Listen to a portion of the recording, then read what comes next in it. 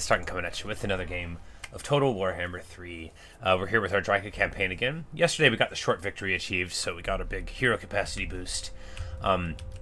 Here at the Oak of Ages, this is where the center of the action is going to be. We're about to do the Ritual of Rebirth. Here in a turn or two, Durthu, we're gonna jump him home. And here we just need to trade up a little bit of this army, because Durthu we want to just get like just all treatment all the time, all treatment everything. So we will get rid of these bats. They're the weaker link right now, and you know we don't have to fight Skaven anymore. And then we'll go ahead and Bitterbark will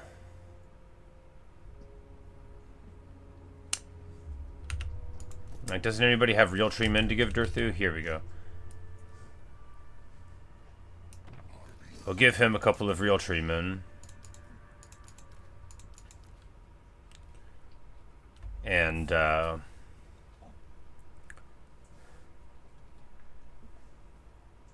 take the Dryads, yeah.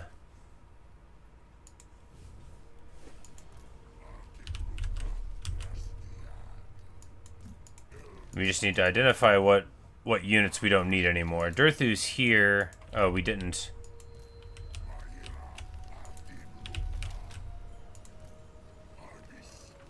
Anyway, we'll hand them over next turn. So pretty bad move there. No, we'll hand him the two crummy ones and recruit, because we have single turn treatment recruitment for malevolent treatment. Oh, for all the treatment. And here we're just gonna keep on moving down here. We just need to shore up this land here. Drycha needs to come and take Sartosa, rather to raise Sartosa, and then. Yeah, there's not really a point in doing that battle. Wouldn't be very interesting, I don't think. We get 80k out of it. Oh, the damage. That's good stuff.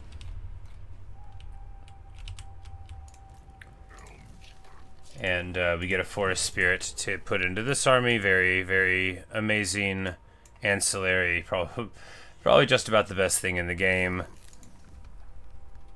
And we finally get one for Durthu as well, to give him a little leadership hit chunk for the army. So we're going to move Toleran the Lost down here.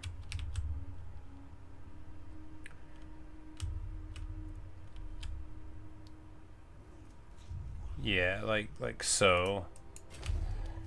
And we should be able to take Sartosa so that we can give it to Elspeth first. I don't want the Ogres to get it. If this guy moves over here, then we'll waste a turn on Drycha. Or rather, spend a turn on Drycha. So I was also thinking diplomacy-wise. So Zhao Ming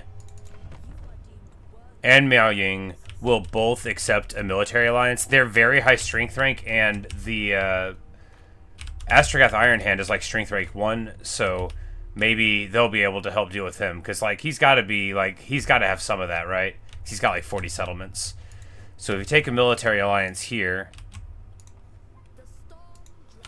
so I was thinking when I woke up, I was like, you know, I was trying to avoid my military entanglements, and I'm like, no, this is one we want. Oh, yeah. Now we're talking. Alright, so now Gelt's definitely not going to declare on us. So, we're fine here. And this whole side of the map is safe as safe can be. And we're seeing, yeah. So this is going to actually be incredibly strong for us, this choice. This is going to really, really deter the Chaos Dwarves from declaring on us, probably. And if they do, then we'll at least have strong armies on the other front to help out. And I don't think it's going to come back to bite us. You know, I've said that before and been wrong. Looks like we've got an intern. No, we've got up here as well. Thilvakas the Wild is just going to grab Nuja and give it over to Coron, as is tradition.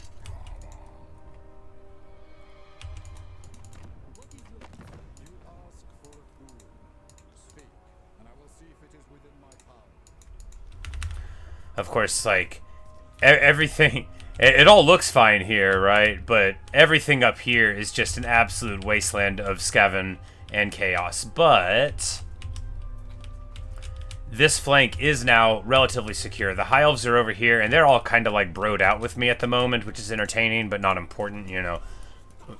We're not bound to them with promises or anything. This Glade Captain gets their immortality, which, you know, excellent, good stuff. We all love an immortal Glade Captain.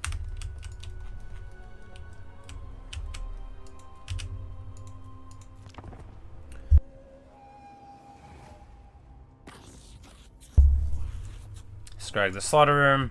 He wants military access. Not going to get it. Oh, that's right. He wouldn't be able to just go over and grab it. He would have to trespass to claim the ruin. He would have to go the long way. Good stuff. So we've got 3 armies here at the Oak. They're like sort of far flung from where the little events might be, but if you just deal with 2 of them, then the 3rd one, you know, you can use reinforcements on. Hey-o. Hey-o. Alright, so we could get less upkeep. That's going to save us 1,500 a turn. This one will give us a bunch of money, maybe, and give us melee attack for all the armies just in time for us to do some stuff. Alright, so... Oh, right.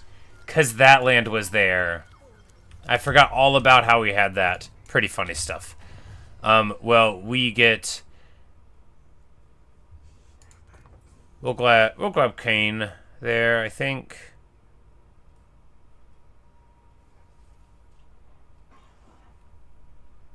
Really, maybe we just get this global recruitment duration down 1, and then we can get single turn duration all over the place for Treekin or whatever.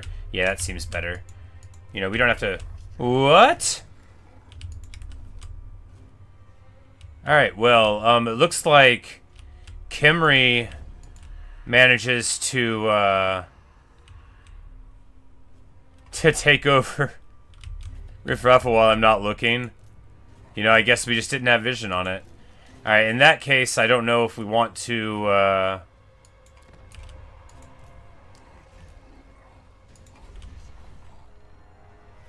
Nah, surely nothing will happen to us here. Surely they won't take Sartosa out from underneath us. Because we have to get home. We can get a military alliance with Cetra by trading him Lucchini. I don't know if that's wise. It is Cetra, though, and he's very strong, and he's not at war with anybody that we care about. I don't know if it'll... It's just 1 gift. I don't think it'll mess up anybody, but they're undead, though. That's fine. We can just betray him later if we have to.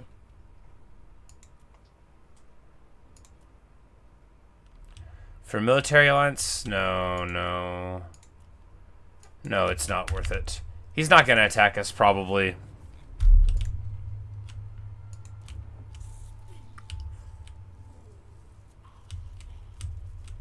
Alright, here, what's the quickest way to get home? We can...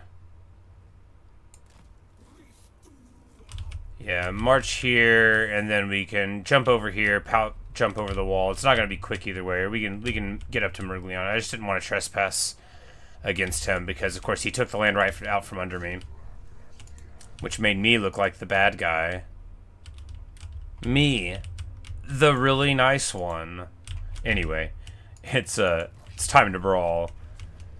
The Oak of Ages restoration commences now. The ritual of rebirth performed. And that's going to let us unlock the last level of the Oak of Ages, which gives you a bunch of very good bonuses, including double ammunition during force battles for all armies, a huge amount of growth for all provinces, mega corruption lessening, and ward save and vanguard for all armies during force battles, which is very good because, you know, like your defenses are force battles, and lots of the ones that you fight on purpose can be too. So, the performing. Alright, it looks like we've got... One's going to be right there. And one's going to be right there. So we'll send Durthu to this one. And then the other 2 can go to this one up here. They're not going to get there in 1 turn. But...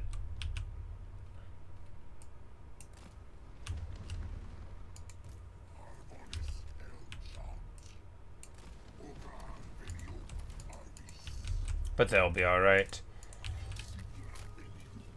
And if it's just these 2 that come up, I don't know if there's any more than that. I thought it was usually 3, but it just, maybe there'll be a couple more because it's the special one. But, you know, we'll whack-a-mole this a little bit. We just barely get to this one in 1 turn.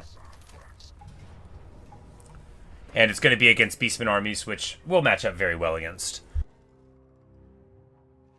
Good morning, Coolio. This is going to be awesome. So we're ambushing the Beastmen. They're trying to attack us. We're rocking out. This is going to be... They're going to have a bad time. They're going to have a real bad time.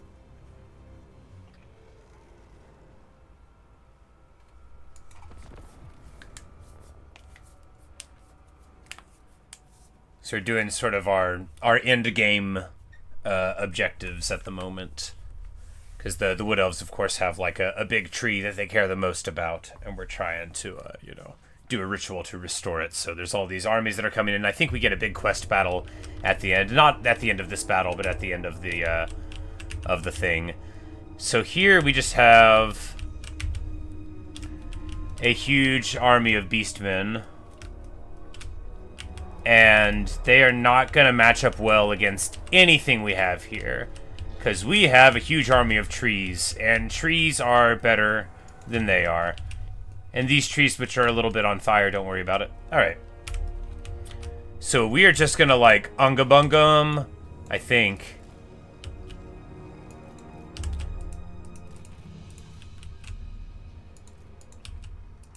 Collapse this side and this side. Have Durthu up at the front with a couple just to bash. Cast her in the air.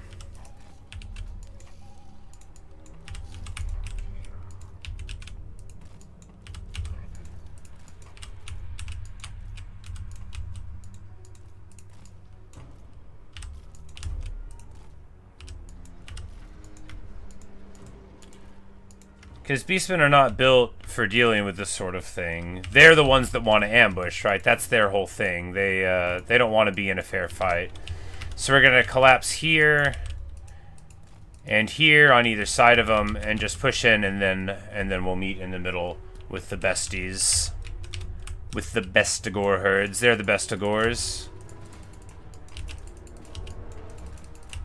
Dive, dive, dive, dive, dive, dive. Oh, that's gonna be so good. We're gonna go ahead and pop the rod there. We just need to get the wins as we can.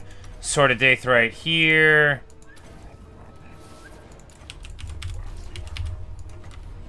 Big Flock of Doom to hit like everybody. Oh yeah. The Warlord's trying to just run away. We're gonna charge him with our... Yeah, he's just running for the hills. He's just trying to get out. Okay. Is he... Yeah, he's just like sort of a crummy fighter. I, of course, am just a caster on a bird, so we don't actually want to be in this fight. I forgot who I was for a moment there. Alright, we're going to drop a big old Dwellers Below here.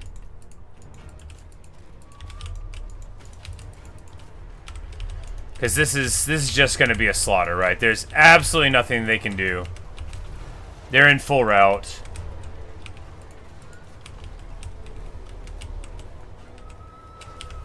The Jabberslith are running around, but to no avail. There's nothing in the army that I need to protect at all except this lady in the air. Everything else can handle itself in a fight.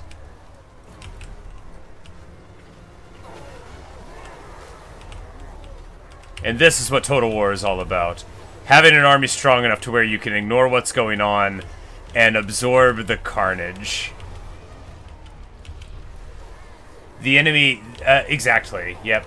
The mechanic for this was that they were coming out of, like, we started the ritual, so we noticed that they had an invasion army coming together, so we're actually fighting like a weakened version, and because we ambushed them, they are all in a line, and, you know, we can get all around them, because normally, you know, they're on one side of the battlefield, you're on the other, that kind of thing. But we put an absolute hurting on. There's basically nothing they have against us, and I knew that, you know, we could essentially be away from keyboard and end this with minimal losses. Durthu's army is very strong, and it's also very cheap. He is not my faction leader, but he is a faction leader. That's this guy, this treatment in particular. You can tell it's him because he, unlike the other trees, carries a big sword. It's the sword of, like, the elven god of the forge. And it's very good stuff. Alright, so a very super clean victory. I love this army. I just put it together, like, yesterday, basically. I hadn't like, it's not even perfect yet. You can just get, like, 18 of the really big tree guys. But I like to have a little variety usually when I play the game. But if it's just one of your armies like that, you know. And then, because then you can just, like, send it in. And even if they kill a tree, look, every tree is very important. I don't want to sound dismissive of the trees, but you could just get another one.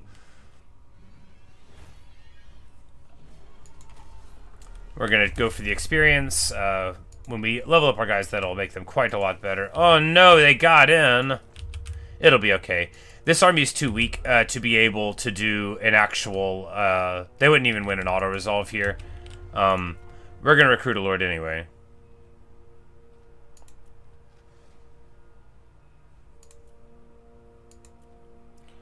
Always life, because, you know, that's, it's just the way to do it.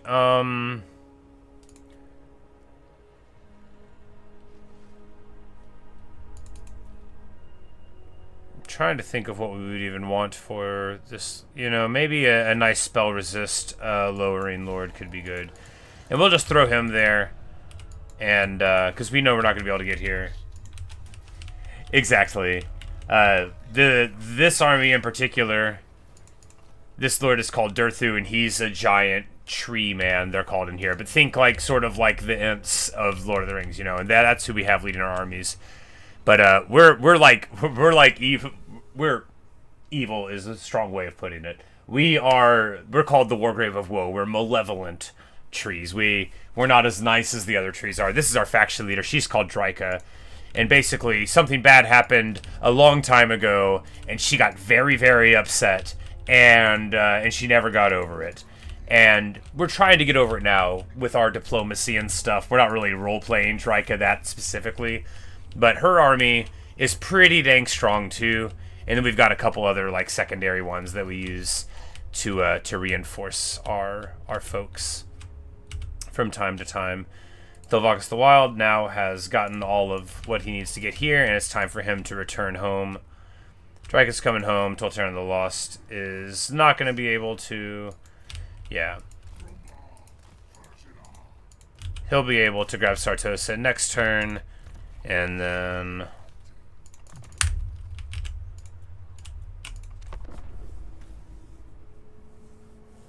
But yeah, my army... We also can get Spirits of the Forest, so... Eagles, bats, large hawks that fly around, bears and giant spiders and wolves. They're not as like upgradable, even with my faction that gives them like some pretty cool bonuses. They're not as upgradable as like my tree units are, and they're not as hardy either. They're a lot easier to take damage. You know, they've got less armor.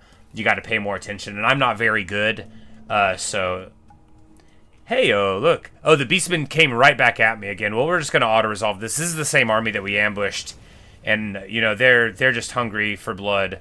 And we will give it to them. We've got a ton of money now from these last, achievements. Oh, never mind. There's invasion forces all over there. So... It looks like we're not going to be able to whack-a-mole all of them, but hey, we're going to be doing good. We're going to be able to take care of it. We're going to be able to defend, because once they get in, they still have to attack one of the trees, and if we just have a defender there, these armies, even a strong version of them, we're probably going to be able to deal with. It's not like they're Skaven after all. God, so glad we finally won that war. Anyway. We don't have to talk about the Skaven anymore. The Skaven can't hurt us here.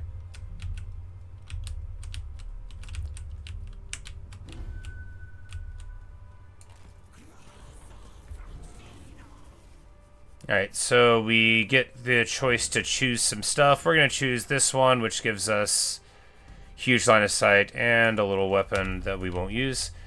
Alright, so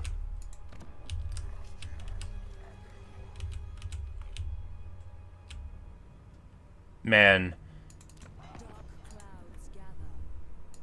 Oh, we can give her Lucchini. Excellent, excellent. I was like, this is really throwing a wrench into my plans, but it looks like we're going to be able to work that out. We're garrisoning Sartosa, which is why we can't give it to her. We'll give it to her next turn. We don't want to take the attrition. Because nature's plans is superior animals. Yeah, well, exactly. We've got some stuff to make them better. Fundamentally, the wild spirits are just the spirits of the forest rising up to help us, you know, that kind of thing. They are animals, but, you know, like, the mechanic is that, like, we're just, like, you know, calling them to us.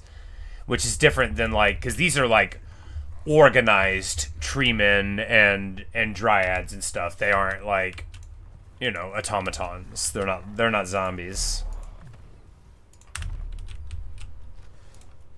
And this guy, we're just gonna go ahead and start recruiting an army for him too. Yeah, we'll yeah, so we can get a 16 stack in 4 turns of these treemen for just like 30 or 40k. Oh man, that's pretty good. Time to start spamming these armies. No, at the point where I do that, I probably say, okay, I'm done with the campaign. But I'm not done yet. You know, we've still got some love to give to our enemies in the form of tree destruction.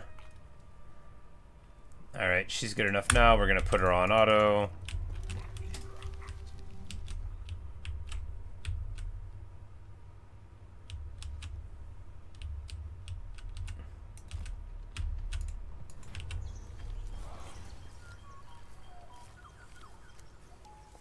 Alright, so we've got a little marker thing. We're just gonna auto it for the damage and the buff. No point in fighting a battle against a force that inferior. That's just like one of the normal events they give you for things. And then we'll get everybody healed up soon enough. This is the battle that we care about here.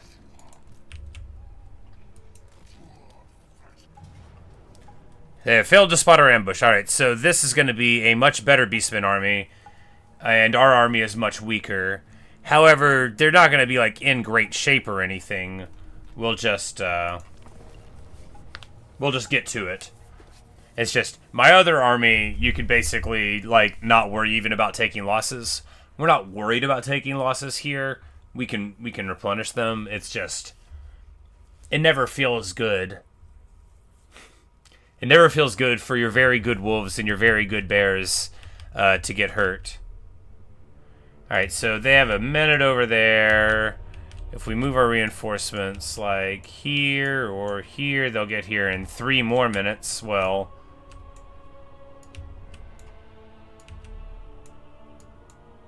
what's the fastest they can get there from there? I mean, probably a minute. Yeah. Yeah. Alright, so they've got monsters and chariots and all sorts of big bad beasties here in the back.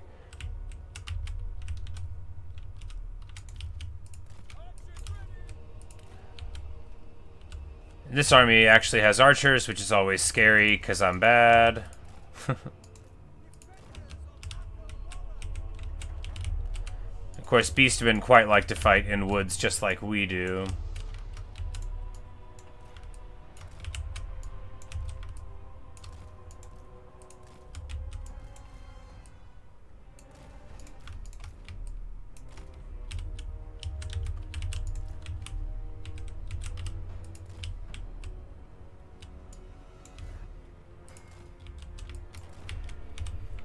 Yeah, so they'll come in a minute. A lot of their troops are going to be trying to go that way, a lot of their monsters, and so we're just going to sort of let them. We're going to charge in here. No, we'll win. I have a big reinforcing army, but so, like the other one, you know how it was like a bunch of those ground troops. Here, well, they've got some bigger, badder dudes involved, right? They've got a bunch of minotaurs. Like, these dudes are heavy metal fighters. These are no slouches that we're going up against. But we've got our reinforcements in our army. You know, we've got courage, we've got gumption. Courage and gumption go a long way. Let's get to it. To war!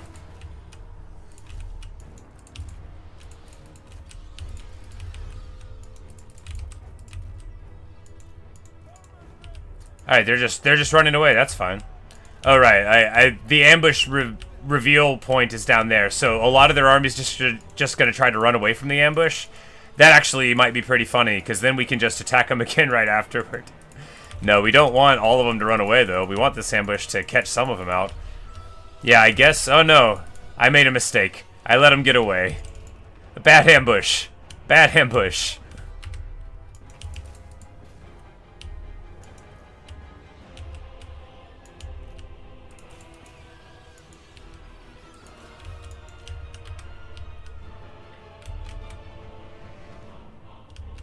This dive is, like, very foolish. But really, we were just trying to get some damage and try to get some of them to stop, like, running off of the battlefield. Anyway, that went differently than I had planned. It's okay. You know, we'll be able to fight him again. And actually, I mean, I guess this is, like, a totally solid way to do an ambush. It's just, you know, not what I had planned. Because now, you know, their army will be weaker than this when we go to fight them again. That's just pretty funny stuff. And my reinforcements arrive, but of course, well, all we did was just like a little bit of chip damage here. I mean, but we killed the Lord and like some infantry. Anyway, pretty funny. You know, we could have rematched it, but, you know. In my haste to split the army, it didn't occur to me that I was on the wrong side of the reinforcement point. And they just turned their very fast Minotaurs around, well, moderately fast, and ran away. So, still, it was a good ambush. I mean, the ambush where you decapitate the enemy leadership structure is fine. You know, it's not perfect. It's fine. We do have Chaos armies up there. They haven't declared war on us yet. They very well might if we're weakened here.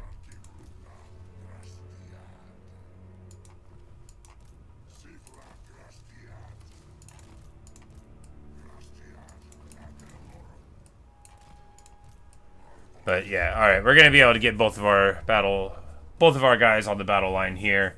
This is a different army that's got a more of a punchy front line here. Alright. So, no ambush this time. But, you know, they don't have a Lord on the battlefield. I don't know, I think, you know, this happens so rarely. I don't know if they'll have a penalty to leadership for having no Lord at all.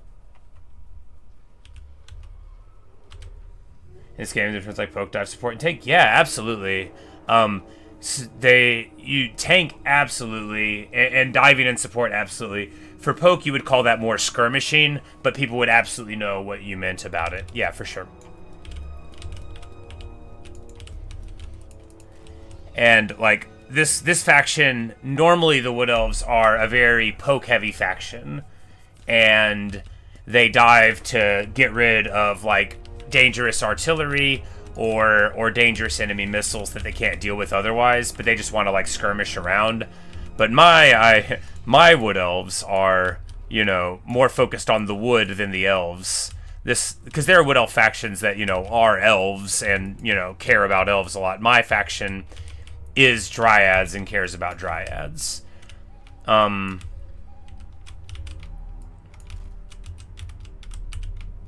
So, the thing about Woodsmen, which I'm always forgetting, is all of their stuff fights in trees well, just like mine does.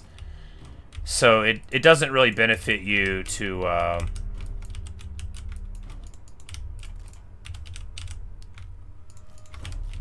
have stuff spread out too much. Alright, so we're going to have Throwing Axe Centigors from that side. We'll have flyers to skirmish here. We'll have this block. This block. And this block.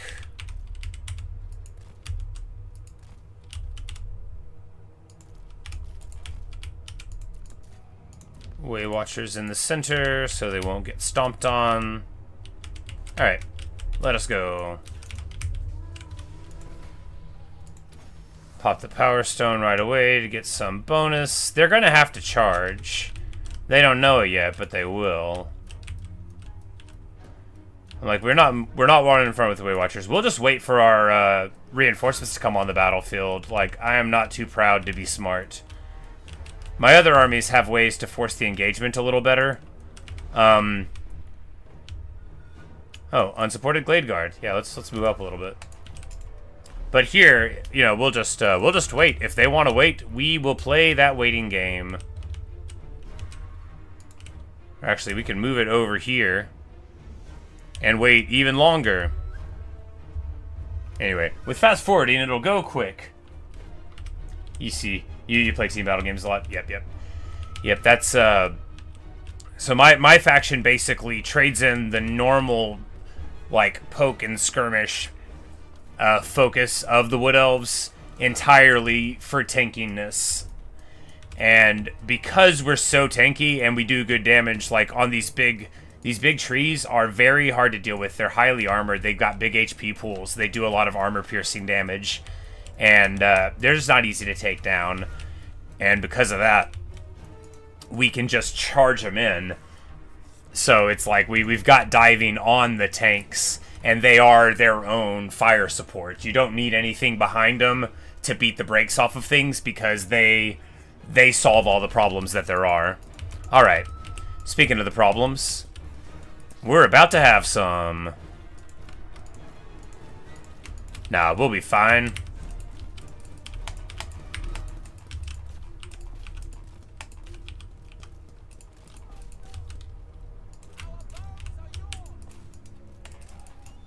Alright, we just don't want to dive too hard here with the Forest Spirits. We want to get them above head, just to menace them. They don't really have any missiles. Normally they've got some raiders. So we'll just go back here to make all of their missile troops nervous while we are actually making them nervous ourselves. Alright, we've got our missile troops back here not being nervous enough.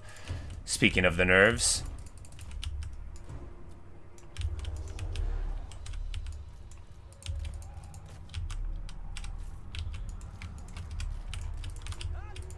Alright, and now they're running away again. Alright, the Centaurs have split off enough from their main army, and now we're just going to take advantage of this blunder of theirs. We're going to dive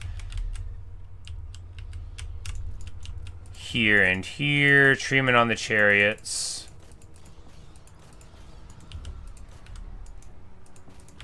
Alright, and the battle has begun in earnest.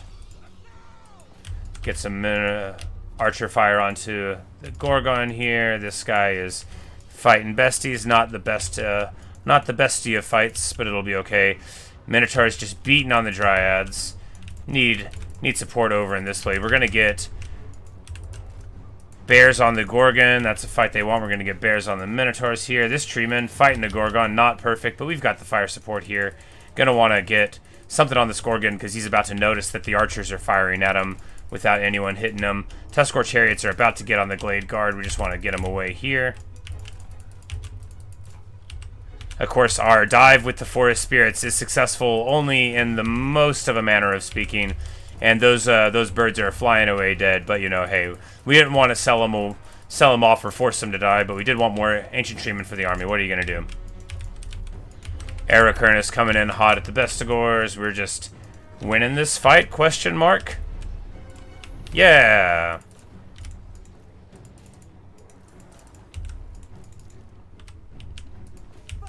Way Watcher Fire doing well. Coming in across here. Minotaurs against bears. Oh, this is what it's all about right here.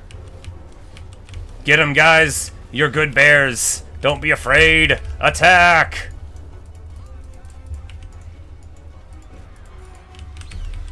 Oh yeah, and then the Hawks come in to save the bears. This is truly the only reason I play the game.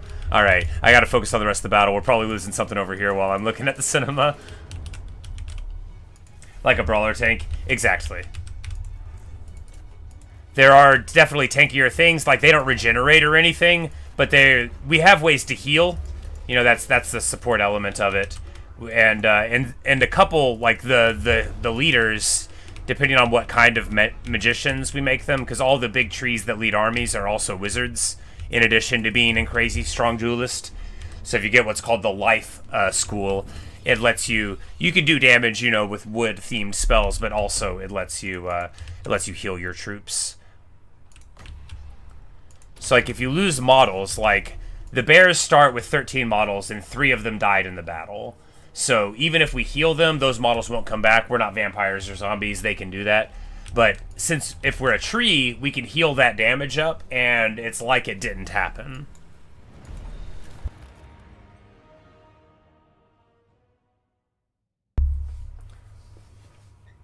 Yeah, Coolio, which of those games is it you play? Do you play like League or Dota 2 or one of the other ones? I guess those would probably be the exact same terms in like any of the hero shooters too, I imagine, like Overwatch or the Marvel Rivals in the modern era. Yeah, that would make sense.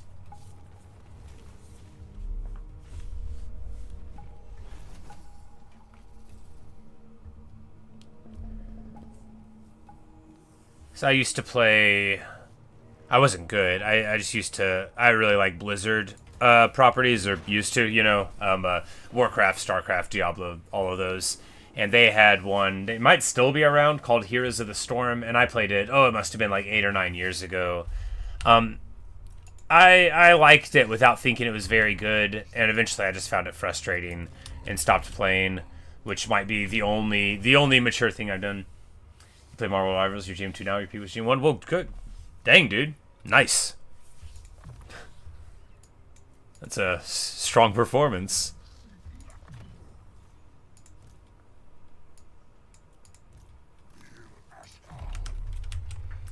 Alright, so we beat them up there, and then there's more invasions here to the north coming in, and we're not going to be able to stop them from coming in. We will be able to fight them when they get here, though.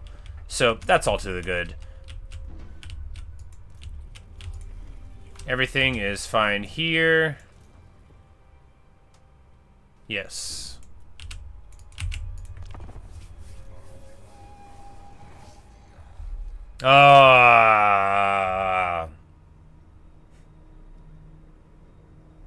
Alright. The Disciples of Hashut has attacked all of us. Well, you know, it was bound to happen, right? Right after we make those military alliances. I don't want to join this war, though. But anyway, this was good because, anyway, look, if Xiaoming is going to be our friend, then he's going to be our friend. And the Chaos Dwarfs were going to declare on us before long anyway, right? Right. Of course, they are outside of Athel Loren with, 6 or 7 stacks. Oh, it's about to get real. Oh, we're about to lose.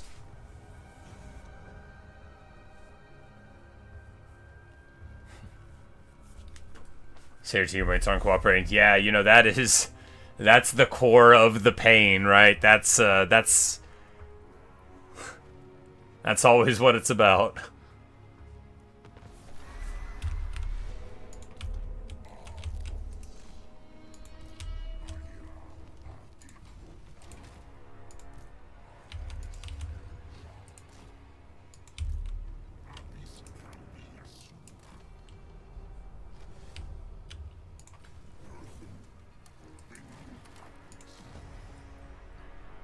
And we're not quite at being able to get, you know, the treatment recruitment here. It's okay. It's fine. At least we've got our good walls, and you know, the ritual's going. We're getting our armies home, and even if Drycha, you know, even if she falls, it will have been a mighty attempt.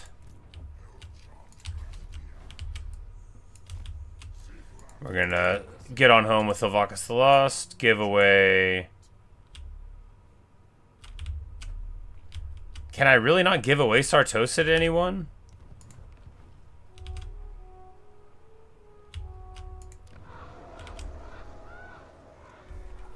Oh. Sartosa is also a 10% all buildings thing. You know, I guess we build it. Wow, it's only 250 also. You know, I guess once you have it, they don't make you pay too much. Maybe that one was only 250 as well. Anyway. Everyone's coming home.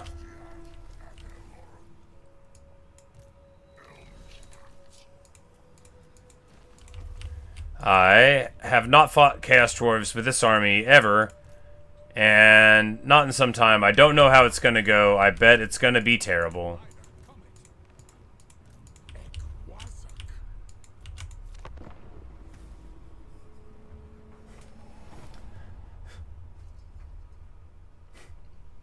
Triple duelist while your support's getting dives your average losing game. Yep, you know, that sounds like my experience playing Heroes of the Storm. I'd be like, I'll be a healer. I love to play healers in games in general. I also love archers, but in a game like that, I prefer to play support rather than a glass cannon sort of thing, just by preference. And then everyone on my team just chooses, you know, glass cannons, and I'm like, oh no, but I'm the sustain healer. Alright, the invasion begins. Karak is coming in at us. We'll be fine. I'm not worried about these invasion forces. I'm worried about the Chaos Dwarves, the Dawizar, the bad guys. But, you know, we've got some armies here. Some of them are very strong, and some of them are kind of strong.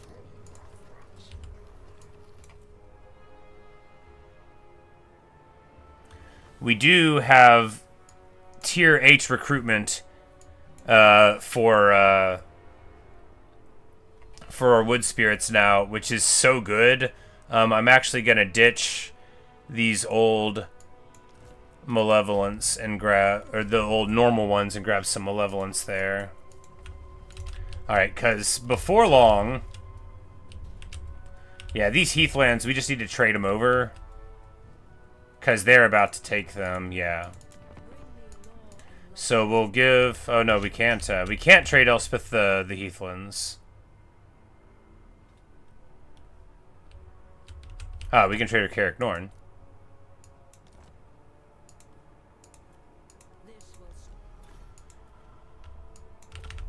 Because basically any settlement that we give to her, she's not at war with the Chaos Dwarves yet, so that's a place we can go back to replenish. But it's about to get pretty real here. We're about to have to start dealing with these problems of chaos in the north. But not immediately we aren't, right? Like, not yet we're not. And my girl has made it home.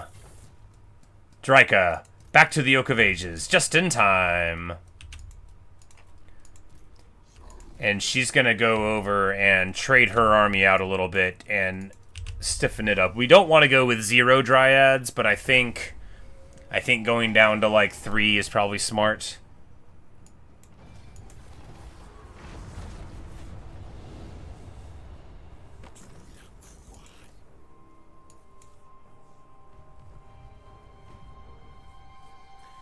And now that we're allied with these people, eventually we might be able to get artillery, which would be very, very funny and totally against everything that I stand for.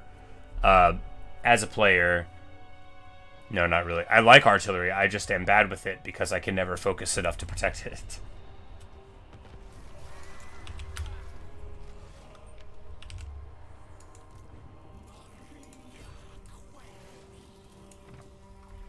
Alright, so here we'll trade him.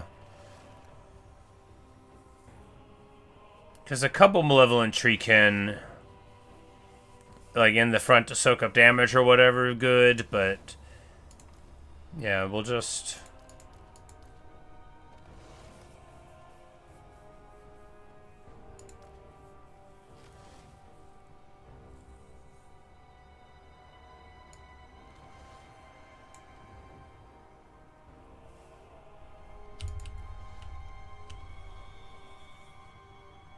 Could do that and then get the Zotes for just for like the heal and the Flesh of Stone, but no, that's bad too. We'll just...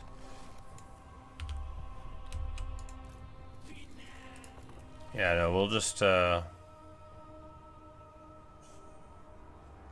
take another tree can. Yeah, no reason to be precious about it. We are the leader after all. Alright. Dularic Bitterbark is rocking out. We're just going to move him towards the north to help out on that front. And, you know, we're upside down 6.5k. Be'lakor is, you know, running wild over here. But once we deal with this invasion, we're going to be able to, you know, either quit the game and declare victory or deal with these problems, depending on how I feel about it. Oh, well, we didn't walk properly with any of those guys. It's okay. This is the least important part of the campaign, to be mobile, right? You know, right at the very end.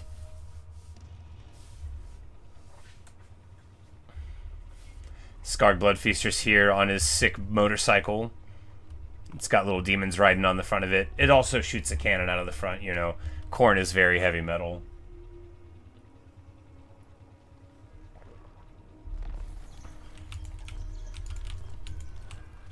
Alright, so they're all trying to do their thing. He's at war with all of us plus Cathay. So I guess he was at war with somebody else and then he dealt with them. And that's why he immediately got another war. They can't stand to not have a war, these guys.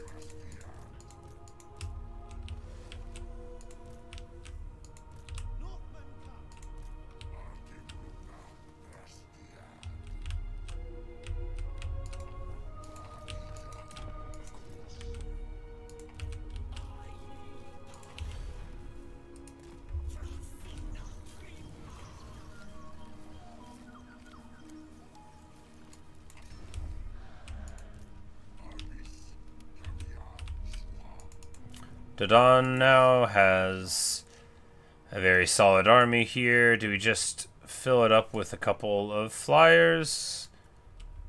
A couple of dryads is okay. No, what are we doing? We're not recruiting dryads. We're past all that. All treatment all the time. All treatment all the time. I'm rich.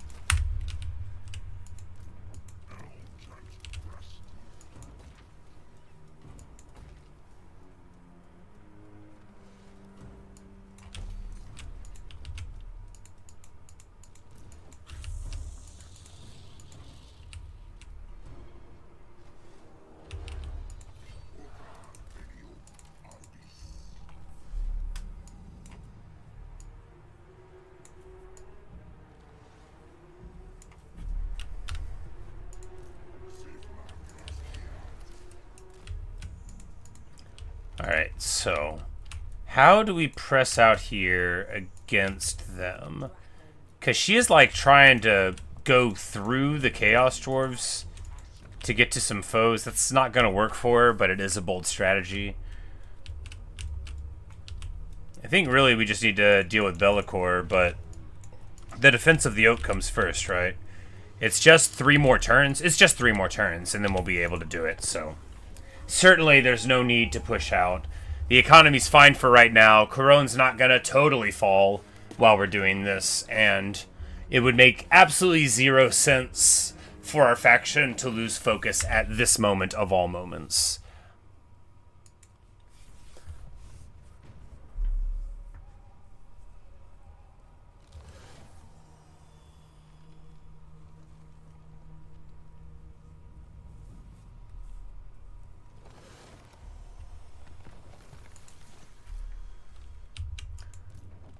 And the beastmen are like having to go around.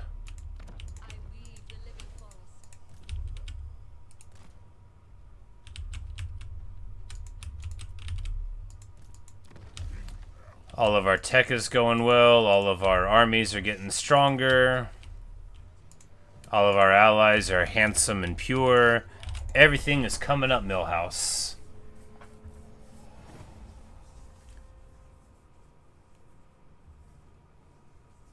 I think that one... Yeah. The tree that we had lower down, we didn't move him up at all. Eltharion wants a defensive alliance. No thanks, buddy.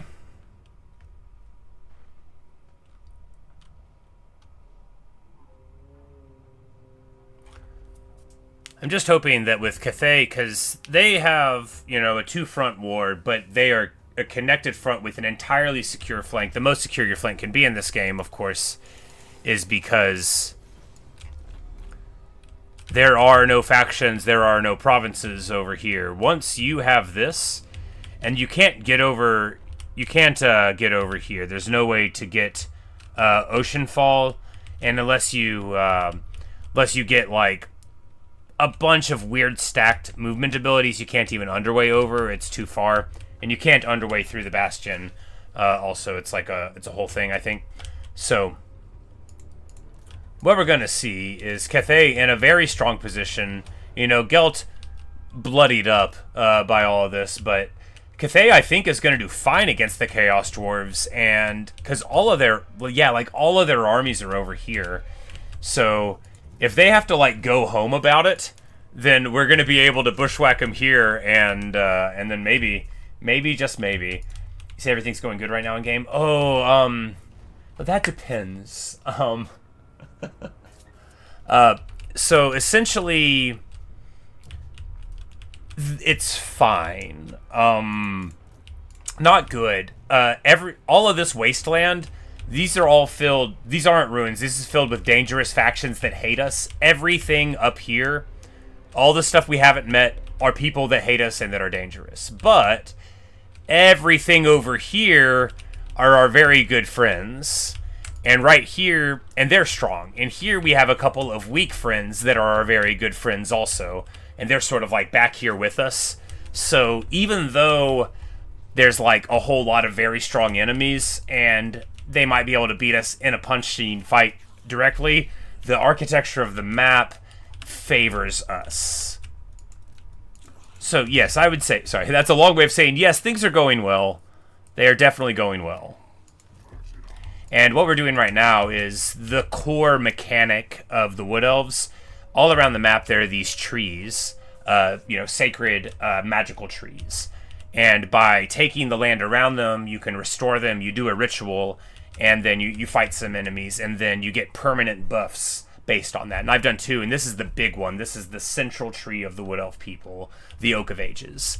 And so we're going to do that. We're going to be able to get access to a really great set of passives through doing it, and then we'll get access to like the final quest battle, essentially.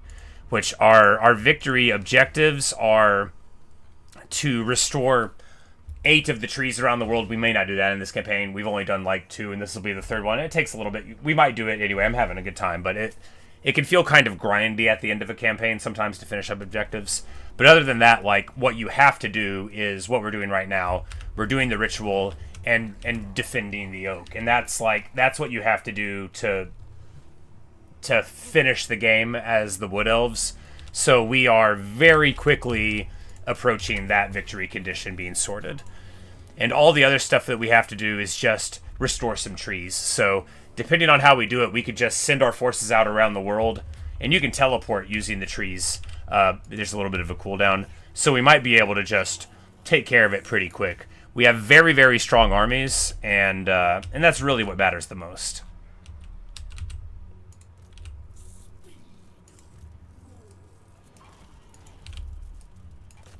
That guy tried to run away. Pathetic.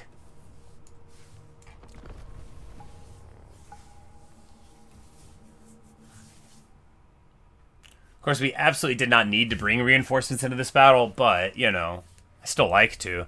Alright, so what do they got? They got a giant, Jabberslith, Cygor, couple of big guys, couple Centis, and then a bunch of Trash House infantry.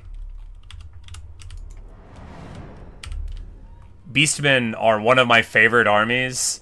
They look amazing. Like, they look amazing. They're just very, very cool.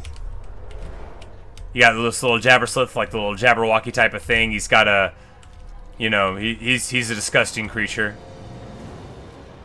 the unwashed hordes of gore, and then you've got the big beater in the back, the Cygor, with its huge, huge boulders. It's an artillery monster. It chunks them at people.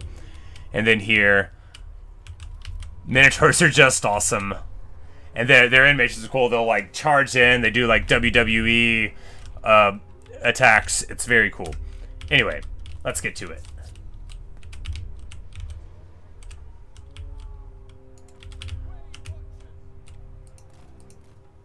We'll just keep them in the back. You know, they're weak. Eagles up in the sky, and everybody else, we're just gonna...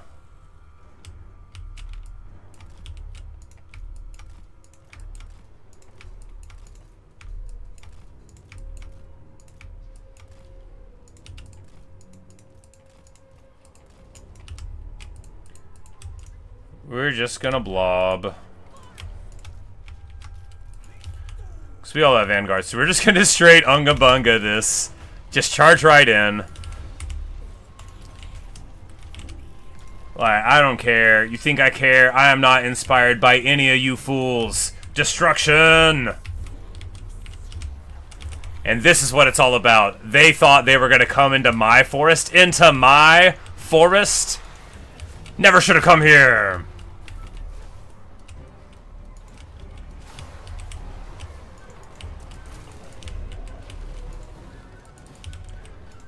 Just absolute carnage. The Jabberslith getting punched.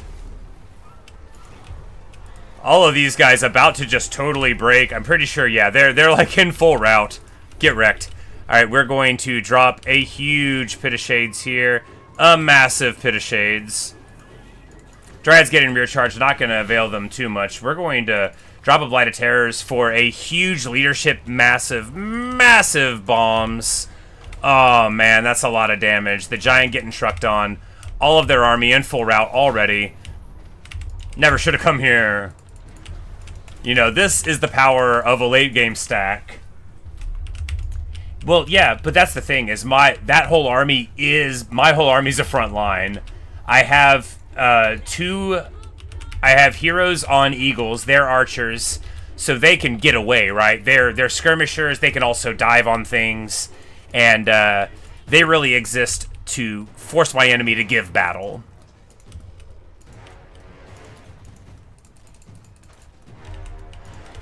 You know, they could have, like, a really good, like, range setup, or, like, artillery that I'm worried about them peppering me with, or reinforcements, but if I can, you know, if I can use my skirmishers to beat them up pretty badly, then we can sort of induce them to fight on terms that are favorable to me. And then the rest of it, I have one unit of very powerful archers, which I kept in the back to be safe. And then I have one unit of cavalry, which is, like, ghostly. They're pretty squishy. They can get... They have big physical resist, but if you go against magic damage, they just melt. So I just kept them in reserve. But yeah, this whole block only wants to be in melee. So it's like...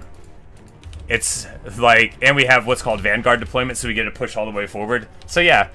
Really, it's that they didn't have time to surround my front line, and I attacked them first. And that's the other good thing about this army, is even if you forget something, well, look, the infantry I have, they're not, like, the most elite in the game. They're very strong. They've got a lot of special things about them that make them have good matchups against their typical things that they're going to see. But my 8 massive trees, that's a really hard thing for any army to deal with in this game. Even if you're specifically prepared for it, a smart person with that many of them would give you a run for their money. So I, a dummy, am perfectly capable of getting something out of it.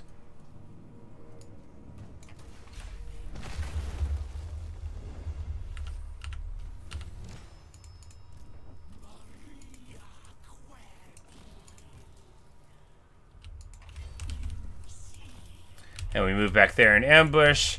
And this Rasuzu guy should be moving in next turn.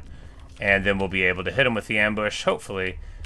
Tilvakis is there. This, Toltiran the Lost. Toltiran should just walk home, bro. You're right. Do you not see the trees? How you lost, bro, Toltiran?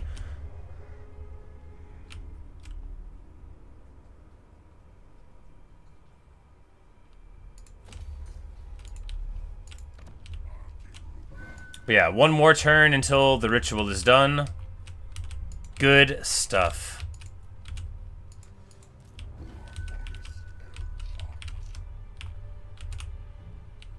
And then... It's like the Chaos Dwarves are here, but what are they doing? They're just hanging out. They don't know what to do. I think they can't figure out... Oh! Because they don't have, like, trespassing treaties with a lot of the people. They don't want to potentially mess up their diplomacy by trying to get at me. And Cathay is crashing into him.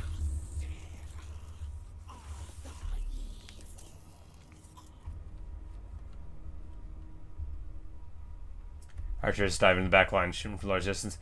So, how it works is if you do enough damage to the foe, they'll just stop letting you shoot them up. So, because I have high mobility and pretty good range and high speed on those eagles, I can soften them up. And they've got, like, magical arrow, like a spell that does a good damage, too. So I can be like, all right, where's the artillery, whatever. One of my guys is, like, basically invisible. They have to get, like, this close to him to be able to see him because he's got this epic item that's unique to the elves, I think. But maybe not. Maybe you can steal it from them. But maybe anybody can get it. It just seems like a very elf item. It's named, like, something like Briar Heath.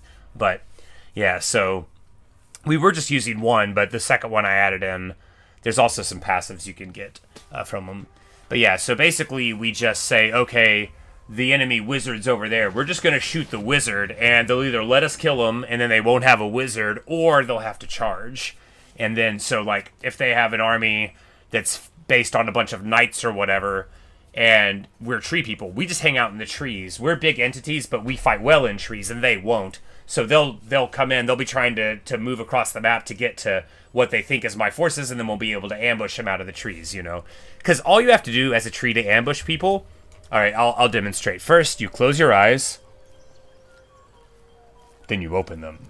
And that's all you've got to do. Global recruitment time goes down by 1. So good. Ritual of Rebirth succeeded. We get an amber. We get everything we could ever want. Oak of Ages is going to take 15 turns to build it to that level. But yeah, there we go. There we go.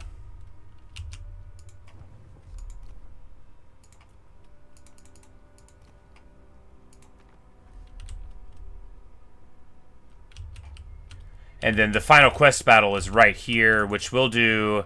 We have one more. Alright, so if we get this, it'll be the murderous fights for them. Whenever you restore a tree, you get this resource called Amber for a very special technology. Instead of people trees, you are the trees. Exactly. I mean, you're just walking through the forest like, where are the elves? And I'm like, oh, I'm afraid the elves will be quite operational by the time your friends die. And you're like, wait, are there any elves? I'm like, no, all the elves are gone. It's just me. It's just you and me. Alright, so Bound Spell, Flock of Doom for the Treatment Lords. That'd be good. A lot of these are really good. Physical resist for our spirits and murder and the little thing. I think we're just going to take the... Yeah, we're going to take the fire resist. And this is also going to make it faster to restore stuff. So this is going to give us fire resist and vigor loss reduction. All the trees, by virtue of being trees... are like weak to fire by 25%, so this will eliminate that. They've got some other, you know, bonuses to make up for it. All right, and then so we're gonna wait for that to finish up, and then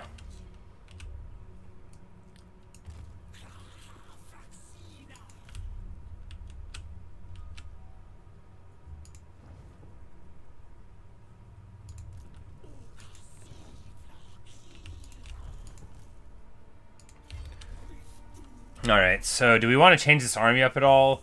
I mean, no, we want dryads, right? Don't we want dryads? I mean, really just a bunch of yeah, this will be fine. This will be fine. All right, so here we want to take Paravon. Yeah.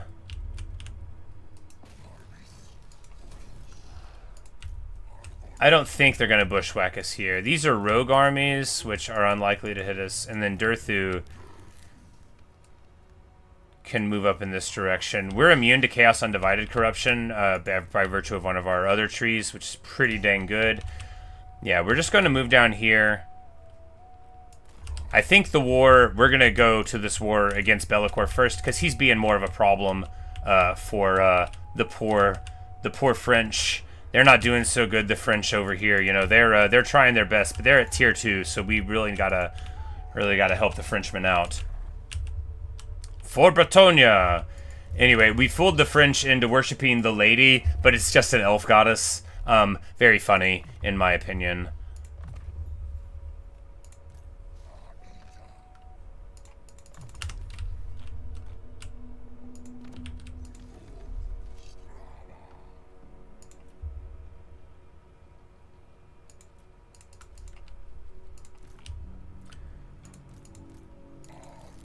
And we just need, like, another branch wraith for both of these armies. We'll, that could be good, too.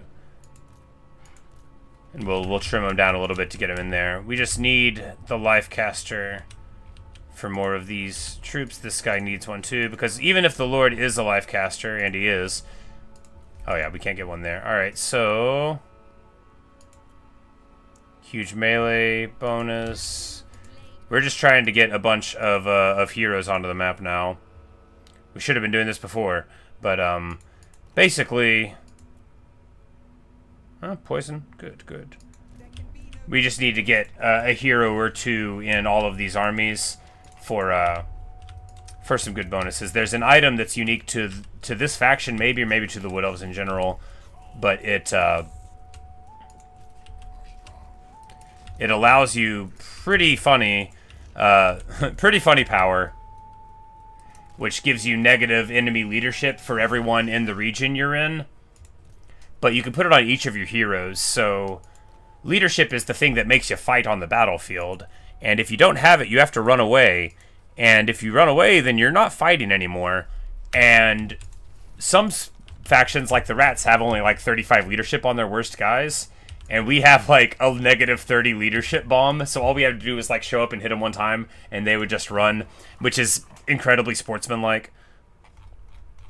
And actually, we gotta take the Forest Roar here before we go to Lightning Strike. You know, that's the problem with having really, really good abilities. It's hard to decide what to take. It shouldn't be. I should be smarter. But it's hard to decide.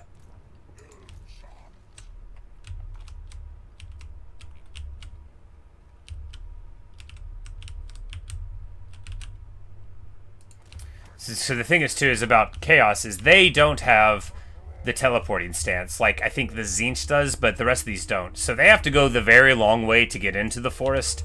And these are, like, I can move just fine, but every other faction gets, like, movement reduction when they're inside. They get hurt as they try to travel through it. It's very, very difficult to move around in the Wood Elf forest, unless you're a Dwarf, a Wood Elf, a Tzeentch, or a Skaven, which is a ton of the people that are around. But we've already made nice with the dwarves that are around-ish. And we've already killed the Skaven that are around-ish.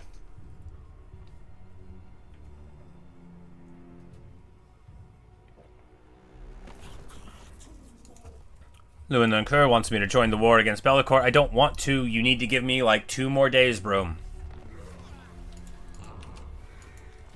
Alright, Branch Wraith has been wounded. I'm not sure which one that is, so that's alright.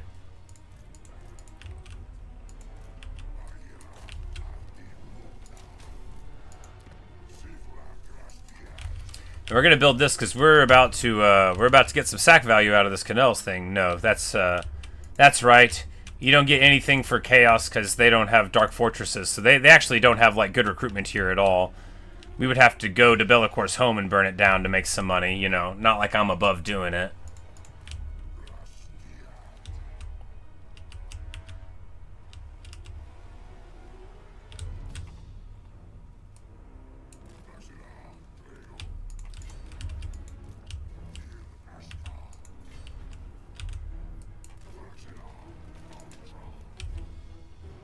Alright, for this army, do we want to tree man it up? I mean, it's already got 5. they're just so affordable. We're at -10 right now, though. Why? Oh, because we're... When we moved out of our lands, that gave us the upkeep reduction on a lot of forces, with, like, several of them. Oh, and Drycha's not at home either. Well, that would explain it. And the heroes. Well, it'll be fine.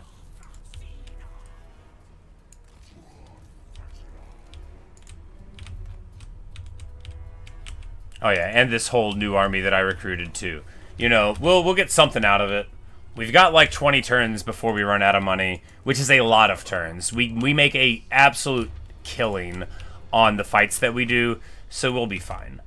And without further ado, time for the defense of the oak. Do we have anything else we want to do before we go in there? I think we're all good. We don't need that. We don't need that. Banner of Eternal Flame for flaming attacks seems good. We can give that to somebody. You know, it's not for everybody. It's just an aura, though, so... An interception, that won't matter here, but it is good.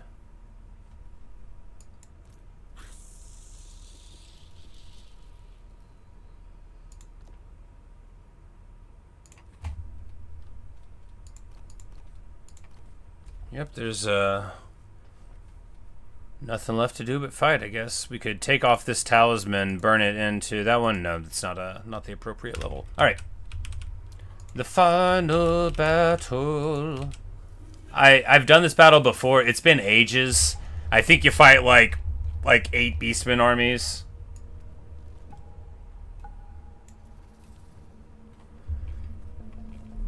It'll be fine. Yeah. Oh yeah, I guess we fight Malagor and Morgor and Khazrak, so the 3 legendary lords of the Beastmen that were in the game from Once Upon a Time. Alright, let's get to it.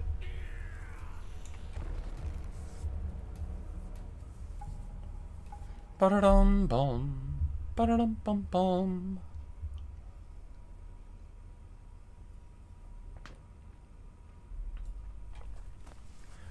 Morgor is the reason that Drycha's crazy. She used to be totally normal. I mean, she's still a very well-adjusted lady, but she used to be normal. You have the strength to stop Morgor.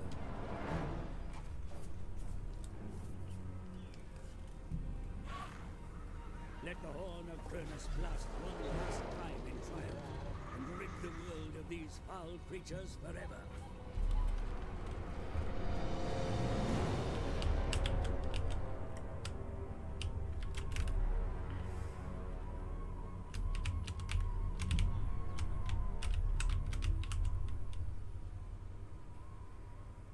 Alright, it says we're supposed to attack and defeat the enemy army. Well...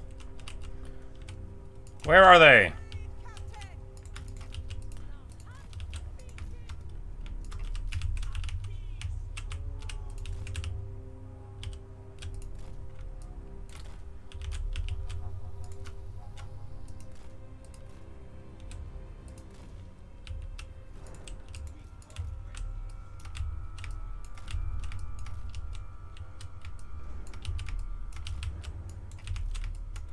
We'll just put these guys over here and run away if we need to later. Alright, so archers in the front, and then we can just do a big old block of classic rock.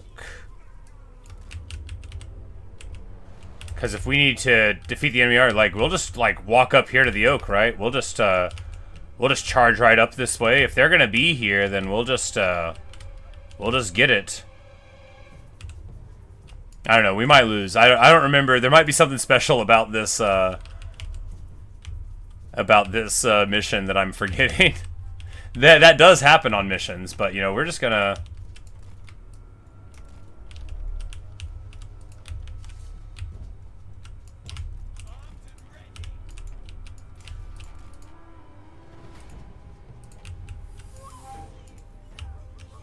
Oh yeah.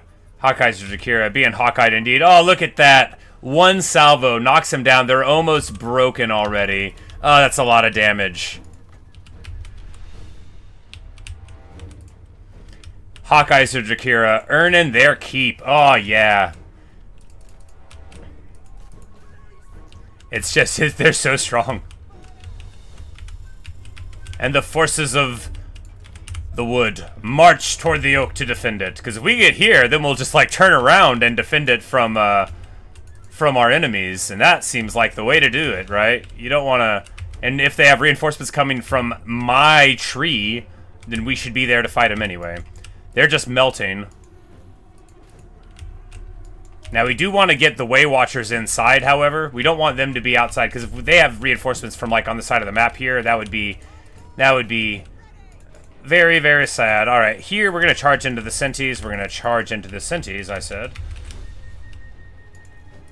Drycha is beating the brakes off over here. Ungor, or Spearman hurt. Alright, Warhound's trying to charge there. We're going to drop a summon on the back of these Senti throwing axes just to stop them from getting some damage out.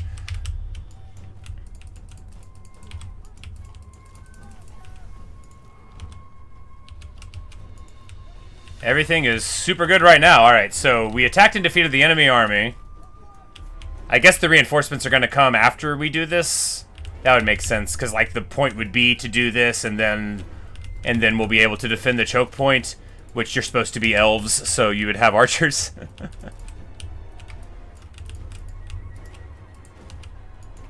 We'll see. Centaurs are running through the water, just very slowly running through the water. They are breathing a little bit in the water.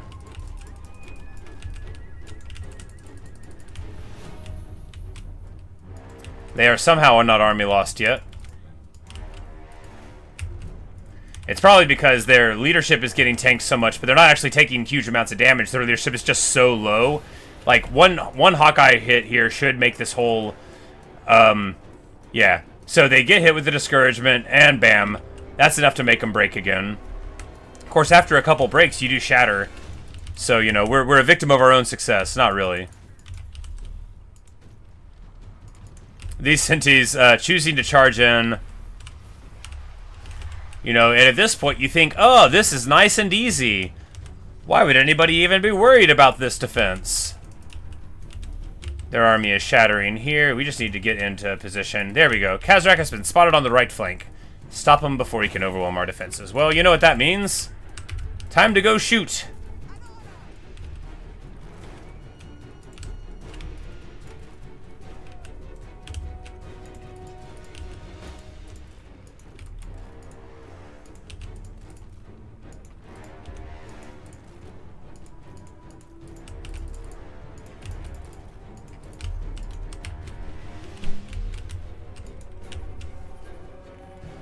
Alright, so is it practical? Oh, this is Malagor. This isn't Kazrak. It is practical to shoot Malagor. He's sitting still right now. He is a dangerous wizard. But if we could just get some shots in, then we'll be fine.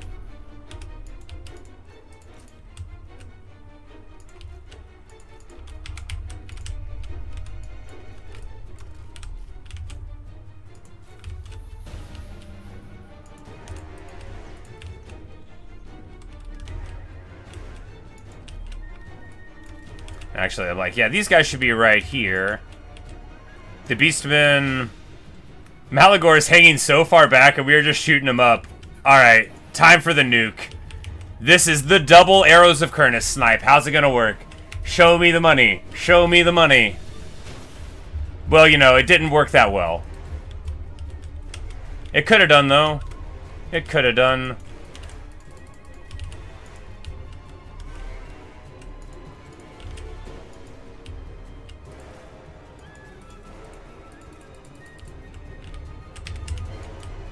Because they've even got archers here that aren't even shooting at my guys, and we're just beating up on the Lord.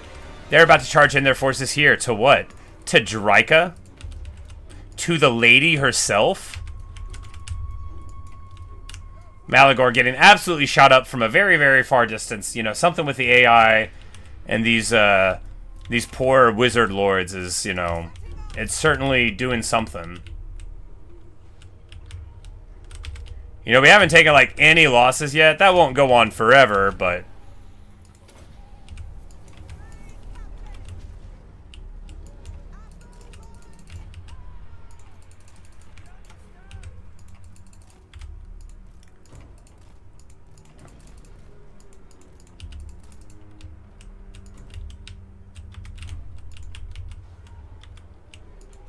Pit of Shades gets huge value. Now it's going to be time to drop a big old, a huge hit there, and then do we triple down with the Dwellers Below? Nah, that's excess. 3 mana Awakening of the Wood isn't excess though.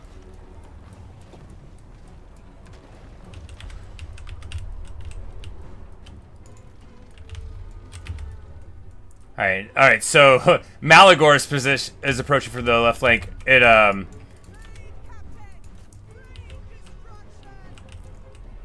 Maybe I just knew that they were there all along, because this is Kazarak's Spray Herd that's approaching now. Maybe they just, maybe they changed the order at some point.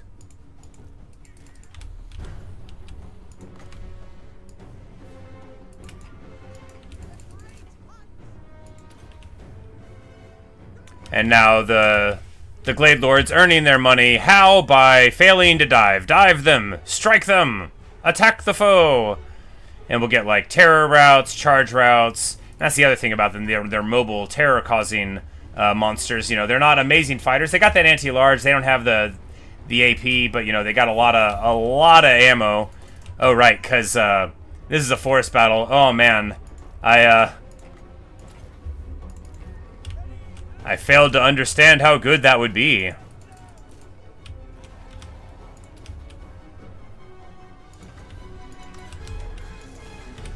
Drycha just having a party up here.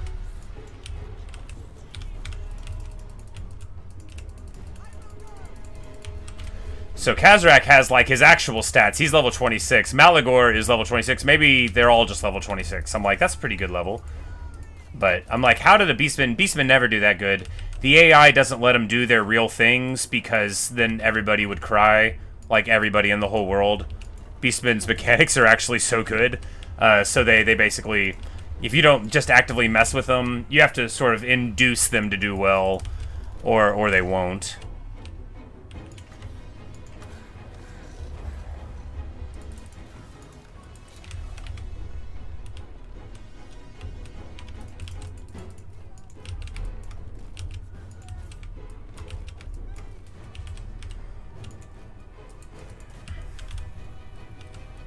And they're gonna dive Drycha? It's a bold strategy, Cotton. Let's see if it pays off for them. They're gonna dive Drycha. My girl, my girl, my girl. Well, you know what happens next.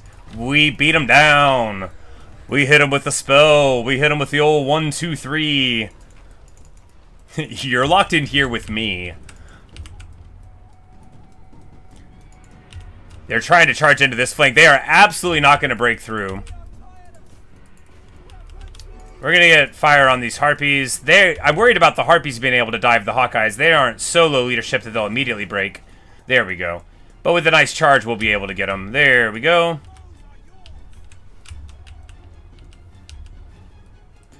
And now we're going to set them to sniping on Kazarak. That's exactly the kind of target that they want. And, of course, the... Time for an Arrows of Kurnus here onto the Bestigor herd coming in. That'll hopefully get, you know, a bunch of their other foes in the smash. Yeah, there we go. Some stuff. Some more stuff. Feels good. Drycha just having a party. She's never been so happy as this.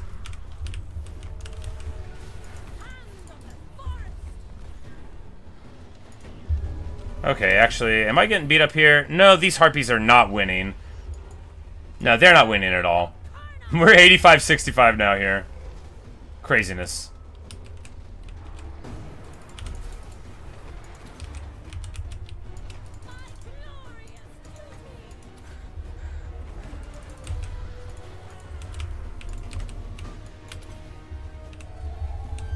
And the Spirits of the Forest come to our aid. Alright, and then we get some reinforcements. We totally needed them. You know, this is a battle that would be tough if you had, like, a normal army, maybe. Maybe. But we don't have a normal army. We have an entirely juiced up endgame army. And we could easily have beaten like 4 times this many Beastmen, especially streaming in as they did. But you know, that's part of the fantasy, right? You get to defend gloriously against the foe. We're going to shoot this giant. That'll be better than shooting at Kazarak, I think. Morgur! He's like Drycha's real enemy, right?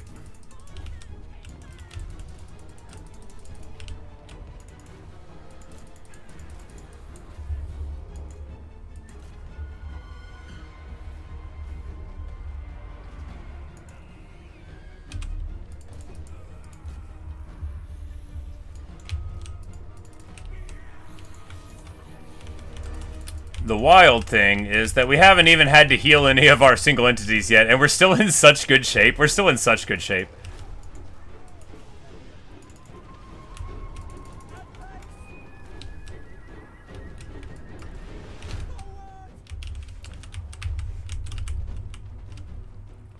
Morgur. Of course, our front line stands ready to meet him when he arrives.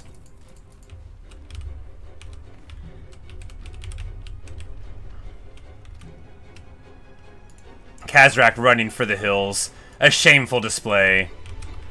A shameful display indeed.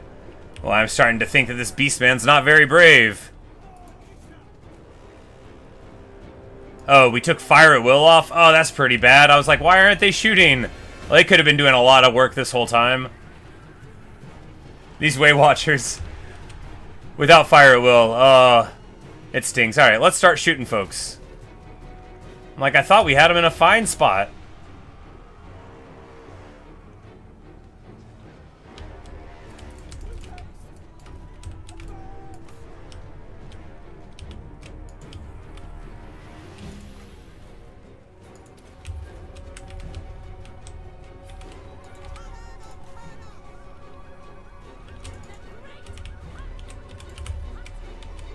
Alright, now we're talking. Malagor is still just sitting in the back, literally not moving at all. Yes, this is the quest battle. Malagor is just chilling. But Morgur arrives, and of course, you know what that means. It means it's time to get that sweet, sweet trait. I don't think Drycha's trait capped yet. You get 3 from this battle, which is awesome. You know, if you want them.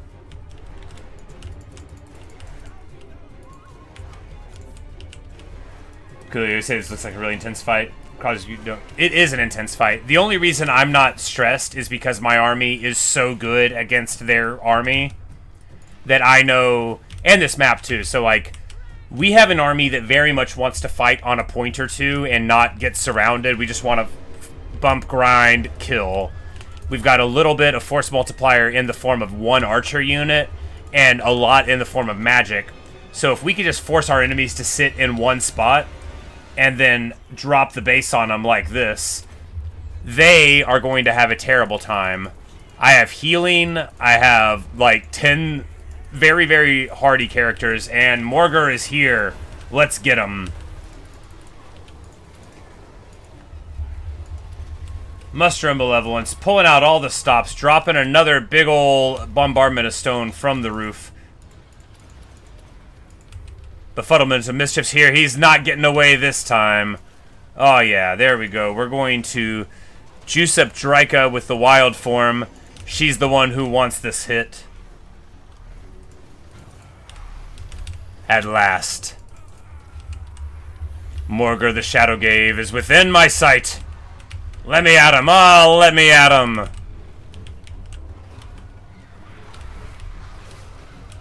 Where is he?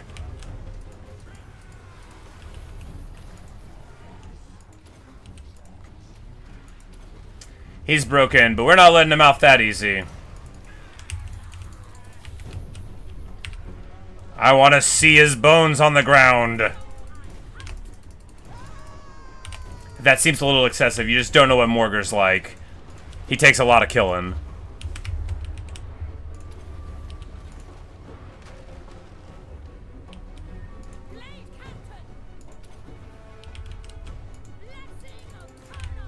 Do not let him get away!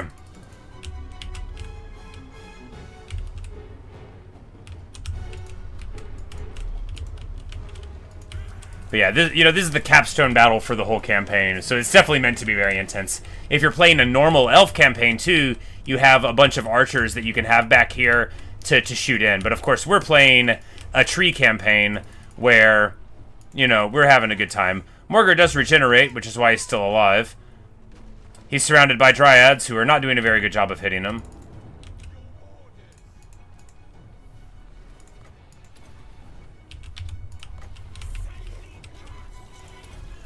And we hit them with a net, and then we're going to drop a Pit of Shades on top of them, netted, and that will...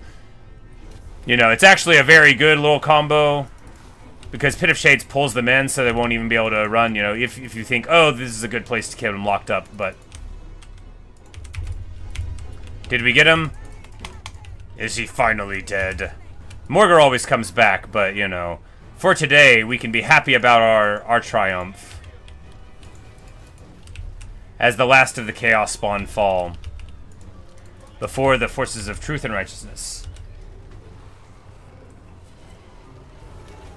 Yes, this is the balance of power bar. There are 5 of them left. Yeah, the Chaos Spawn. There's what, like 4 of them. Yeah.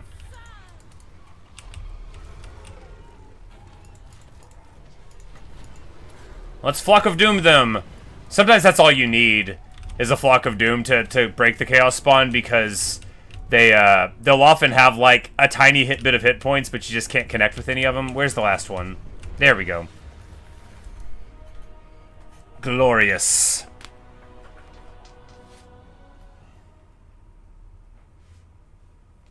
And that's how this army functions in a choke point battle against an army. Because the thing about Beastmen is, as a faction, they do not have ranged power. They've got very good skirmish ranged units, and they've got cheap archers, but what they don't have is any I sit far away from you and shoot you and you have to deal with it or you lose type of units. And that's the only kind of stuff that's very good against my army, because otherwise I'll just sit there and tank some shots. I'm highly armored. You have to be able to hurt the trees in addition to shoot them. And there we have it. We have defeated Malagor the Dark Omen for a terrible trait. It's such a bad trait. You get melee attack for yourself when fighting against Beastmen, which you never do, and then leadership for the army, which is fine. Ambush defense chance, the Khazar trait's fine. And then Morgur gives you 15 missile resist, which is okay. You get a billion traits. We win the battle, and it gives you some money. It really should give you, like, an item, in my opinion. But there we go. We have restored the oak.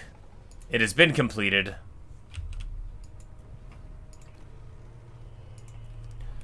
Now all we've got to do is either declare ourselves the victor or begin the very long road of cleansing more trees.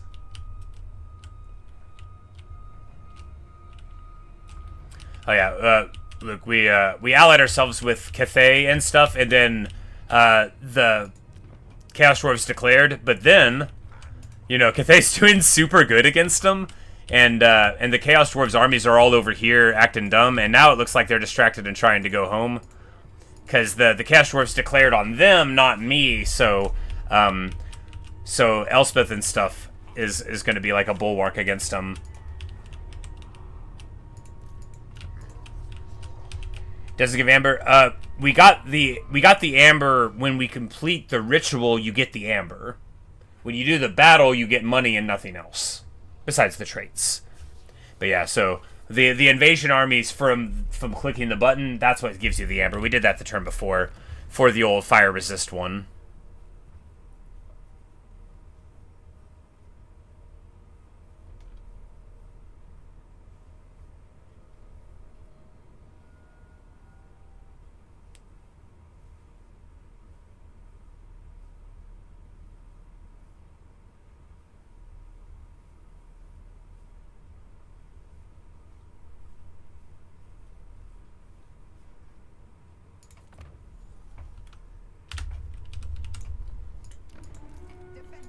Yeah, we got like more treatment armies and stuff. You know, we're all in a good spot, but of course. So yeah, that's look, in my opinion, that should be a long victory. You know, we've raised 60 settlements exactly. We've defended the oak. We did the thing. We did 3 rituals. I mean, maybe 4 would be fine. 8 seems like a lot, but yeah. The campaign goal. Yeah, you're right. It was Drycha takes the donut. That was the original goal. But it's like, we won't even be able to do that unless we stabilize this. And it's like, how long do we play? I failed. I failed you, great strategist. I failed you. We got distracted by our love of the forest and failed to remember our hatred of the elf.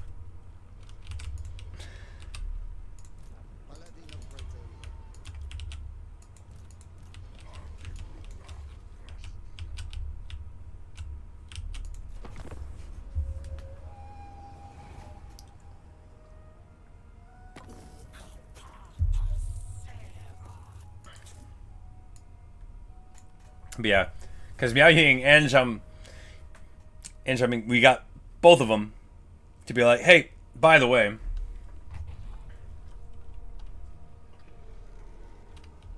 we're your friend. And now Gelt has nothing to do about it. We got the dragon siblings of Cathay on our side,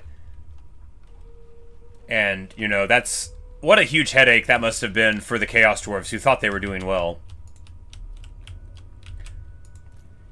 And now Elspeth doesn't have any worries over here anymore, allowing her to prosecute her war against... Oh, she declared on Heshet. Well, that's good of her. You know, they weren't at war immediately, but now she's out with them. You know, that makes sense. She wouldn't like him very much, and we're friends with him.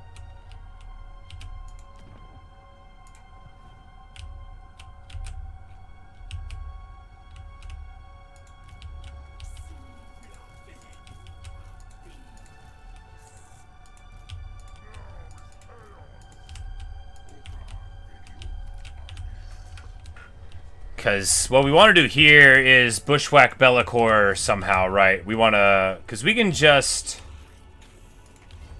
Yeah, we'll just do this. We'll just go in right under the back of them, and we'll burn it down. We will absolutely put the hurting on.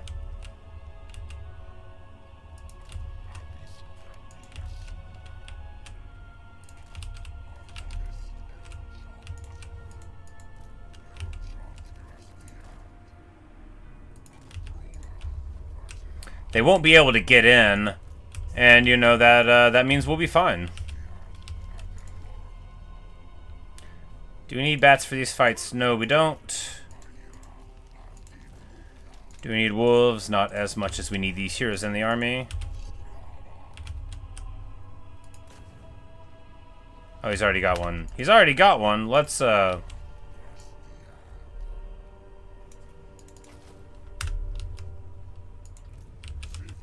these guys need to get over here to these armies. Shows nice to be immune to chaos corruption. Yeah, you know, that tree, you really called it. I mean, some of the bonuses are pretty dang good, you know. Wins, you get replenishment, unit experience, you know, like there's some really good trees. Research rate, meh. Allegiance points, you know, meh. But then you get to this one, which the tree's not that great, but I guess it's just the landmark. I guess some of the other landmarks may be good situationally, but this one it's all heat, right? You get the Forest Spirit. I mean, 4 is pretty good. The immunity to Chaos Corruption is great, because what enemy is more present in this game than Chaos, you know? Especially in 3. Look, in 2, sometimes they didn't do so hot, but in 3, there's so many legendary Chaos Lords that inevitably at least a few of them do well. And then they do very well indeed, typically.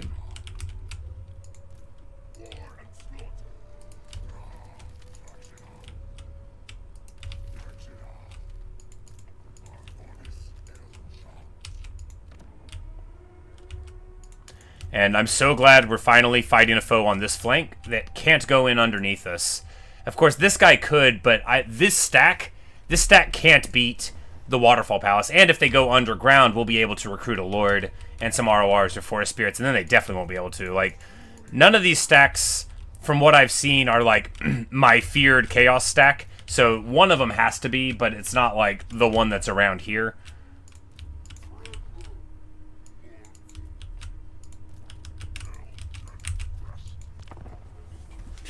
But it's almost like maybe what I should do is delay and go home with Durthu to pop him, but I think Yeah, we'll be fine. We'll just travel up there with Durthu and pop them. I don't think we need to worry about being too clever with how we start this war against Be'lakor. Of course, we are going to have a war with Wulfric, like, immediately afterward, but we're sending Durthu up. And Durthu's army... Ha ha ha ha ha! It's really something now. My ally has been attacked. Are you joking? Some mangy vampirate. You know, they declare war on my weak allies to get to me. Brutal business activated. Let's get this one. That'll give us... Oh, yeah, the recruit rank, very good. And then heroic killing blow for the captains. That'll be, fine.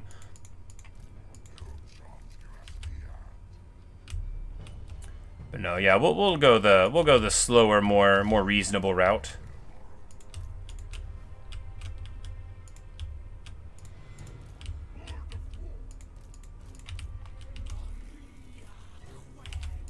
Yep, time to go. Alright, so what we need to do is just join the war so that we don't engage their military alliance immediately against the Shadow Legion.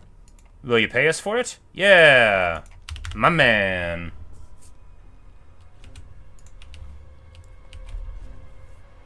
On the bright side, he hasn't been buffed yet and remains pretty lame outside the community. Yeah, for sure. Look, I want Norska to be good so bad. I love that general, like, aesthetic. Mammoths, how cool, you know, like, in Warhammer 40k, one of my armies is Space Wolves, you know, which isn't chaotic, but is very much the guys with cool beasties type of thing, you know. That's the sort of stuff I like. I chose Space Wolves because they rode on giant wolves, you know. It could have been guys on motorcycles. Giant wolves is cooler. I don't think I have to explain that to anybody, but, you know, it's obviously true.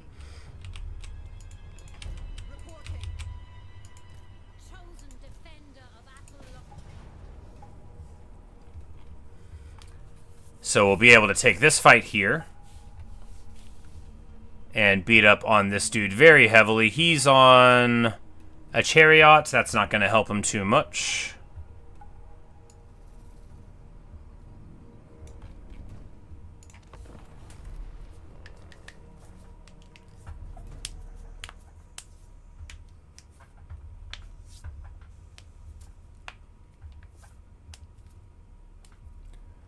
I don't think they give the Shadow Legion a bunch of, like, weird abilities. I forgot to look.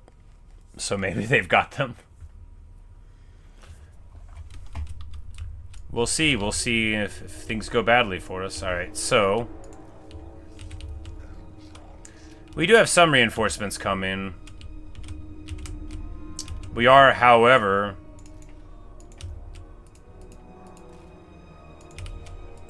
built of awesome, and are not going to be... waiting for our foe to come to us. No, sir. No, sirry Bob.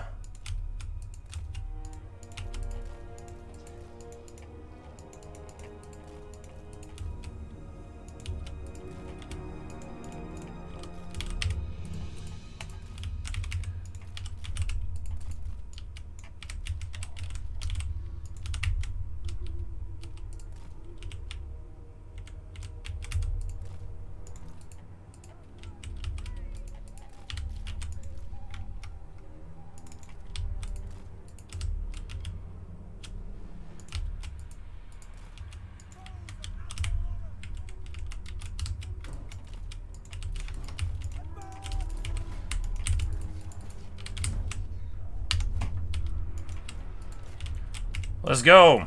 Chaos Warriors is Zinch, who cares? Severed Claw, Chaos Chariots, who cares? Kill them all. Charge into the chariots with Dryads, who cares? Kill them all.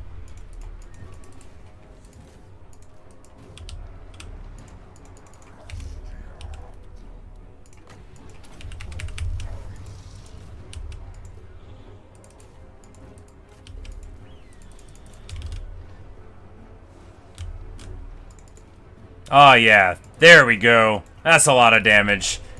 Never should have come here. Look, there's nothing better than walking up to halberds with a large thing that's supposed to be what halberds match up well against, and then the game just saying, oh, by the way, you're gonna win this fight. Your hard counter doesn't work. You're too good. Oh no, speaking of too good, our bears are in against their hard counter, and they are not too good.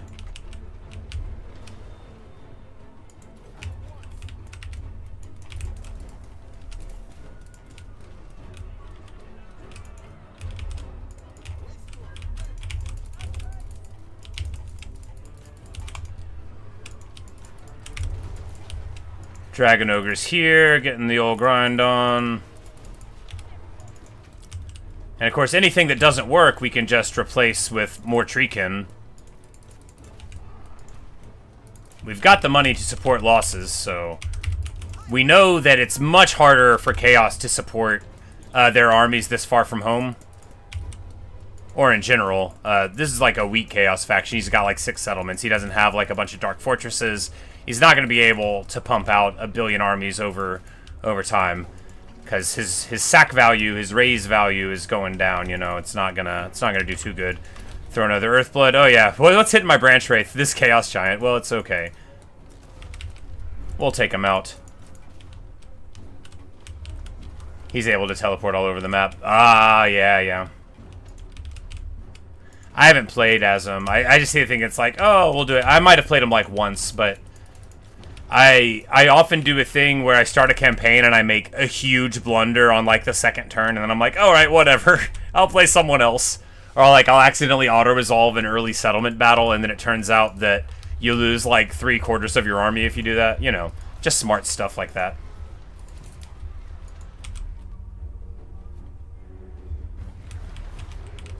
Clean.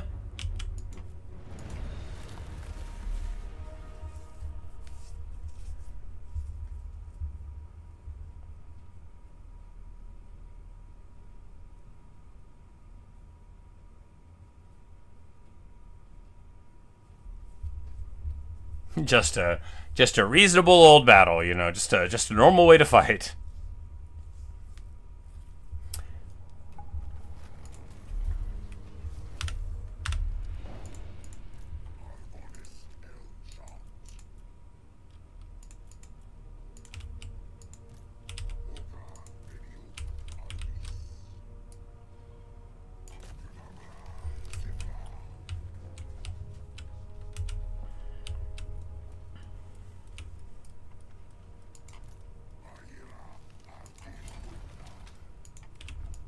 Him to ambush, him to take Brion.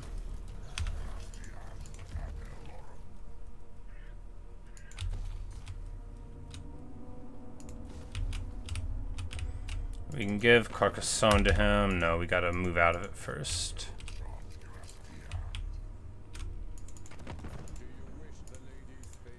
One other nice thing about being us, right, is that we have such a strong anti-corruption thing from our faction effects. Or we're about to once this finishes up. Yeah, it's not yet.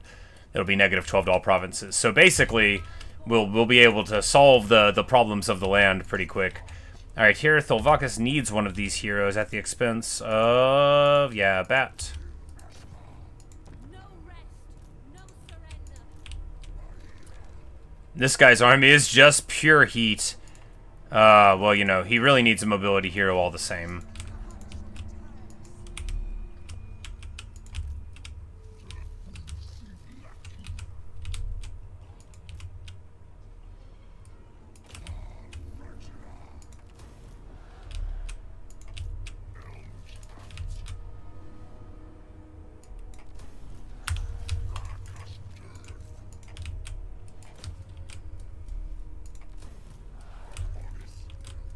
And of course, an absolutely devastating one turn there, where we retake all of this land. It's not even over yet. That's right. I'm like, Drycha still has to fight. We still have to fight their leader, yeah.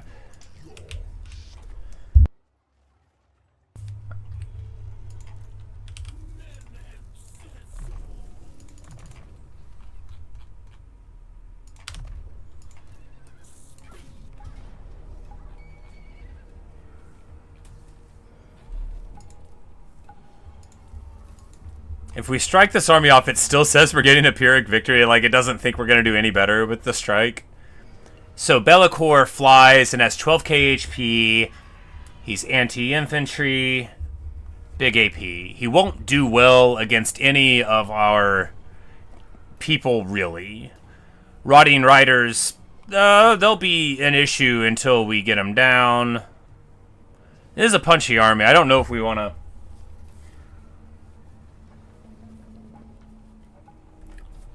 Thor's also fine. Yeah, we just got a message about Gorok, the last defenders losing. No, that's Krokgar that's over there, right? Yeah, Krokgar. Their names are close, but not the same. And yeah, Thoric's allied with the Tomb Kings, Cetra, who's doing well over there. It's pretty. It feels like Chaos always does well in my campaigns, but it also feels that way because I'm not playing Chaos, you know. I'm playing part of the Order Tide. Alright, so here we don't auto this, right? Do we want to do both of them? What's the worst that'll happen? Nothing? It'll be fine. It'll be fine.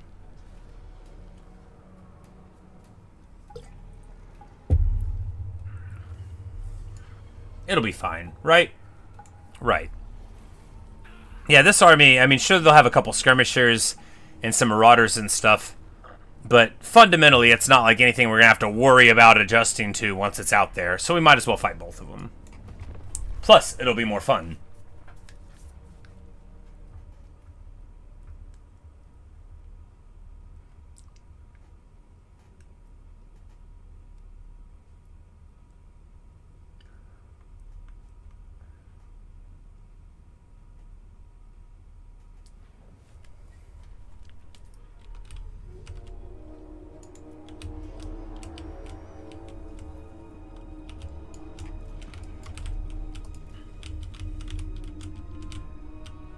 Like, this is my face when I'm not afraid of them at all.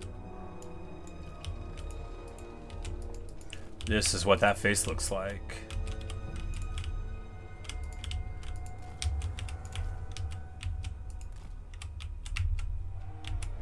Here. Those guys to support. These two. Over here. We don't want them caught out by Be'lakor. He will absolutely, probably be able to beat both of them in a fight.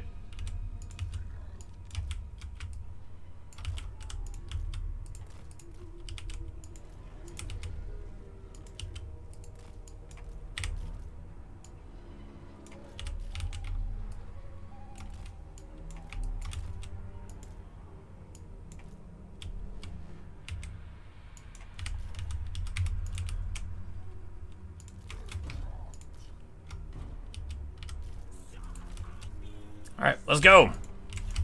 Charge!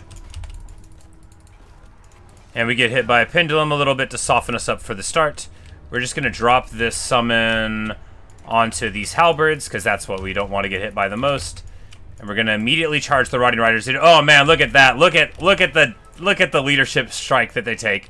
They do have magic damage, of course, but we get the downhill charge into them, and we might be sacrificing our whole cavalry there to the Rotting Riders. This was a terrible fight to take. Oh my goodness. Oh, look at that. Look at him just kill me. Look at him just kill me. Oh, man. Even with the archer support, even with the leadership buff. Oh, I forgot they had magic attacks. I looked at it when they charged. I forgot they had magic attacks. Anyway, we've been focusing too much on this. We might be in some trouble elsewhere. Let's see. Probably not. Probably just Be'lakor beating up on our guys. Yeah. No big deal.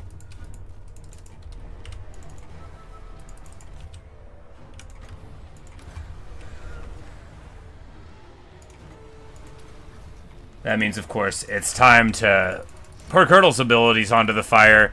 Wiston's wild form on himself. And, you know, Muster of Malevolence. It immediately exhausts your opponent, which is amazing, right? To be able to immediately trash the vigor of your foe. So good. You know, we're definitely seeing how stupidity can be punished, but we'll still get away with it. Rotting Riders get shattered. And now the Way Watchers of Jakira can come around on this end. is this fight like a little bump in the road that doesn't bother me at all? At this point in the campaign, it's basically just mopping up until I get bored. Because I haven't done that many fights with my endgame armies yet. The game's over whenever you say it's over, right? Here, oh my goodness, look at that. The Nurglings come out and immediately start getting trucked. Look at that. Oh, the leadership bomb. They come out on the battlefield. The dogs immediately break. Oh, baby. Oh, baby. That's the power of the Wood Elves. I just needed to see it. Oh, look at that. Look at that.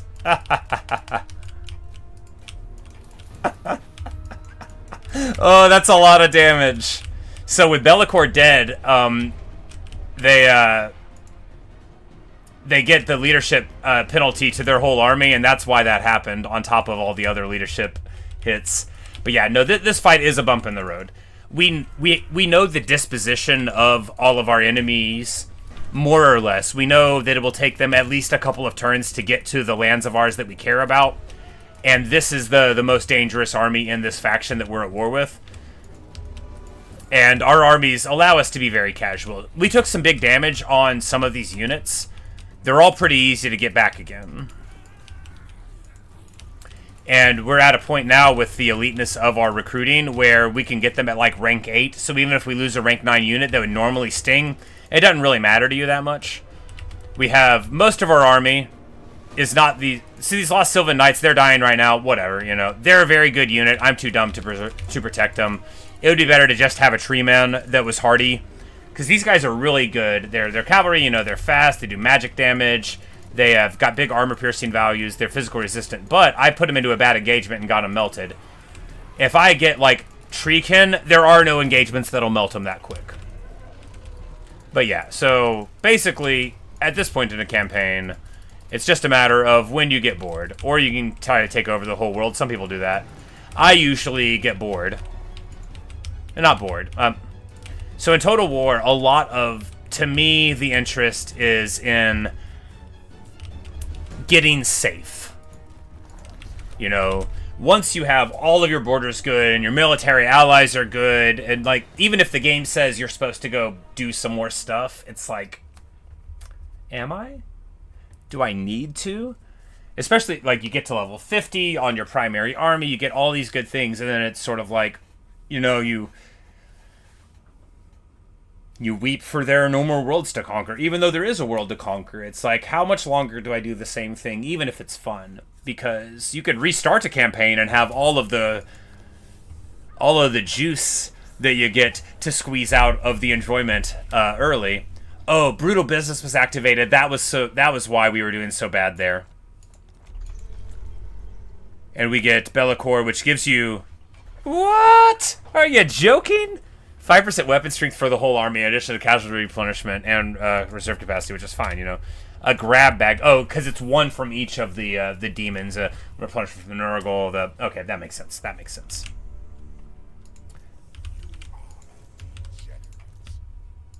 Oh, come on, man. How rude.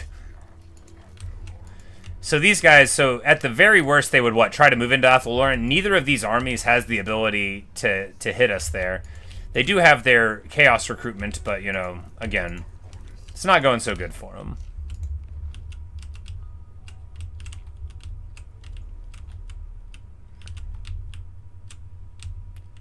In a turn or two, we'll be able to redistribute some of this stuff. I think this guy's probably going to steal Sartos out from underneath us. How does this have 9 units in it? Oh, it must have, like, an outpost.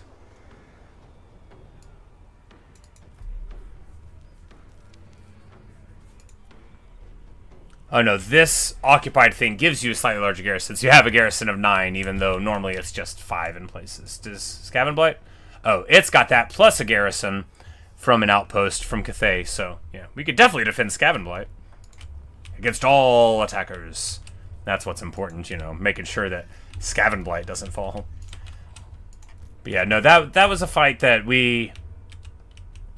this entire aspect of the war was all planned. Like, we've been planning to attack Be'lakor and bushwhack him for a while. It just finally was the opportune moment.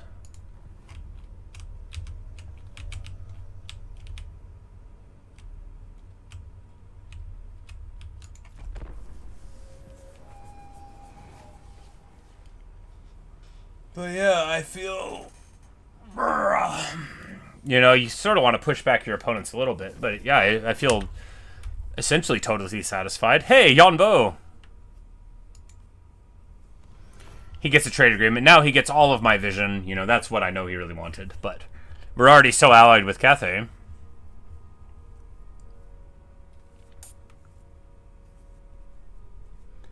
And it occurs to me, too, if we get certain military allies, then they will be able to heal the forest and we won't even need to be around. Oh, wow. Maybe we should give Cetra an alliance. Yeah.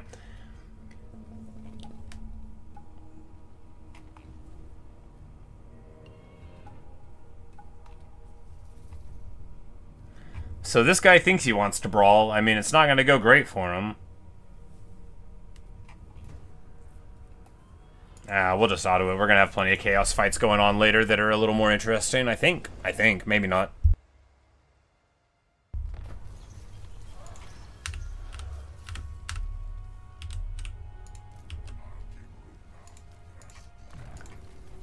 And of course, with every battle, more forest spirits are added to our fine collection.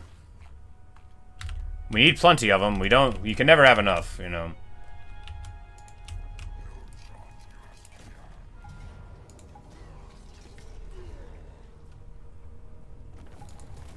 But yeah, I'm kinda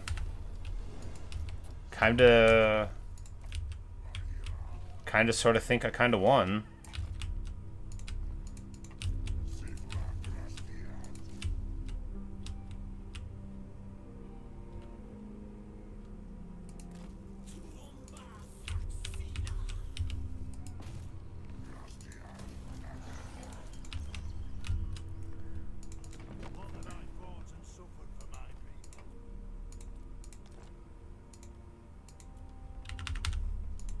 It's like, Belagar doesn't want it that bad.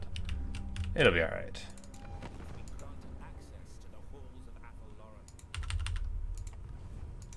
So we can probably just give it to Coron if it comes to that.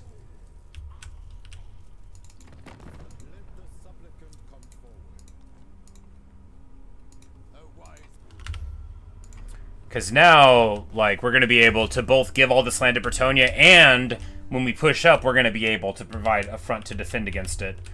Maybe the restoration of Bretonnia, and if we isolate this little thing, that'll be what we do. But that also seems like, what am I going to do? I'm just going to, like, move around, auto-resolve some? Still, it'll be a satisfying way to end.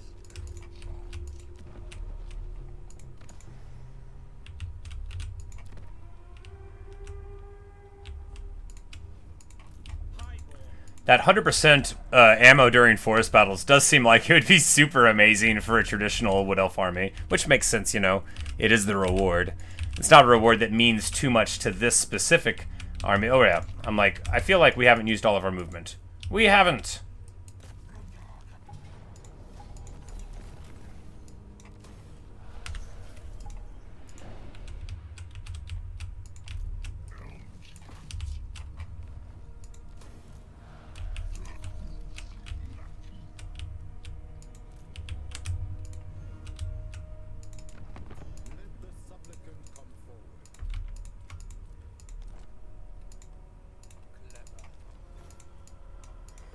And we're just going to give him all of this junk.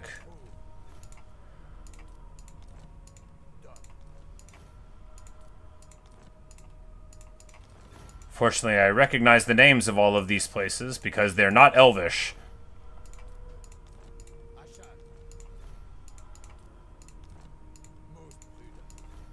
And of course, you can only trade one place at a time. Alright, so, and just like that, Bretonnia is restored! Look how good they're doing, guys! They've got a plenty of land! But, you know, we'll push up and, yeah. Anyway, I kind of feel like we've already won.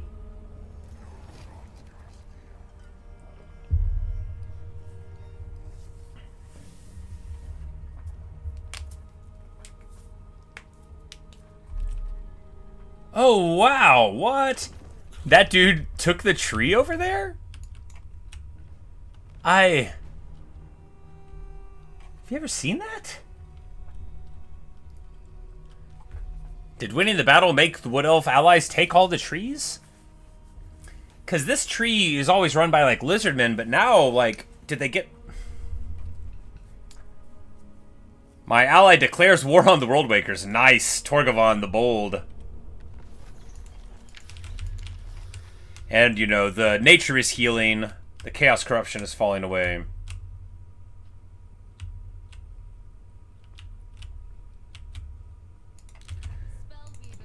Yeah, so Findal somehow has taken this tree over here. Like, did he walk his happy behind all the way over there? It lays in ruins. Did it just, like... Did it have, like, a...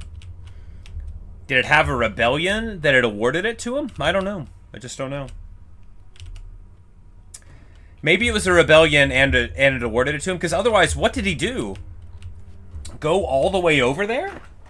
Yeah, it must have been a rebellion, because that was a level 0 ruin on top of it. Still, very interesting. They don't know how to world route? Okay. I'm like, I never see them do that. That would be really rough if all of them could, you know.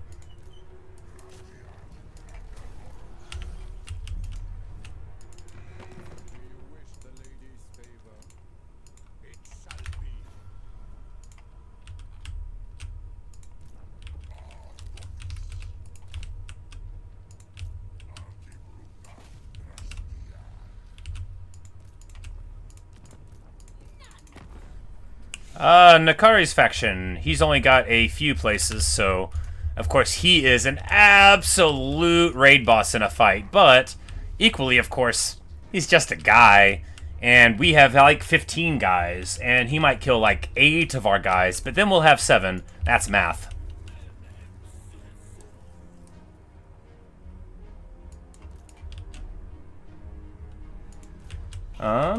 Well, before we do this fight, I'm going to take a quick break, and then we'll be back for a little more, because, like, look, even if I think we're wrapping up this campaign, we might as well fight, like, a Norscan army and fight some Chaos Dwarves or something before we finish up. And really, like, declaring victory when all we've done is blitzkrieg the foe away, like, you know, that's a way of doing it, but, like, really it would be better for us to be solidly defended rather than having one turn of taking it and saying, okay, it's cool, we took Bretonnia, good. That would be like how I beat a Skaven campaign. Send armies to all the places they want to take them on one turn and be like, hey, look, I've got control of all of them. Look how smart I am.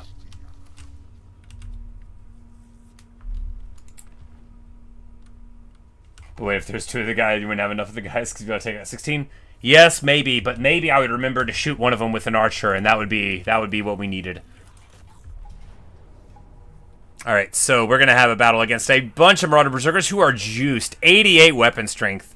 Of course, it's not very much AP, so we're just gonna keep the Dryads away from them, and they'll be fine. Most of this army is actually good at killing Dryads and not at killing the rest of my stuff. Because mammoths are anti-infantry beaters, but they don't want to deal with high armor big units, so we'll just probably charge in all the big stuff at them. But before we do this battle, I'm just going to take a quick break, and then we'll be back for some more of this. So see you guys in just a couple minutes.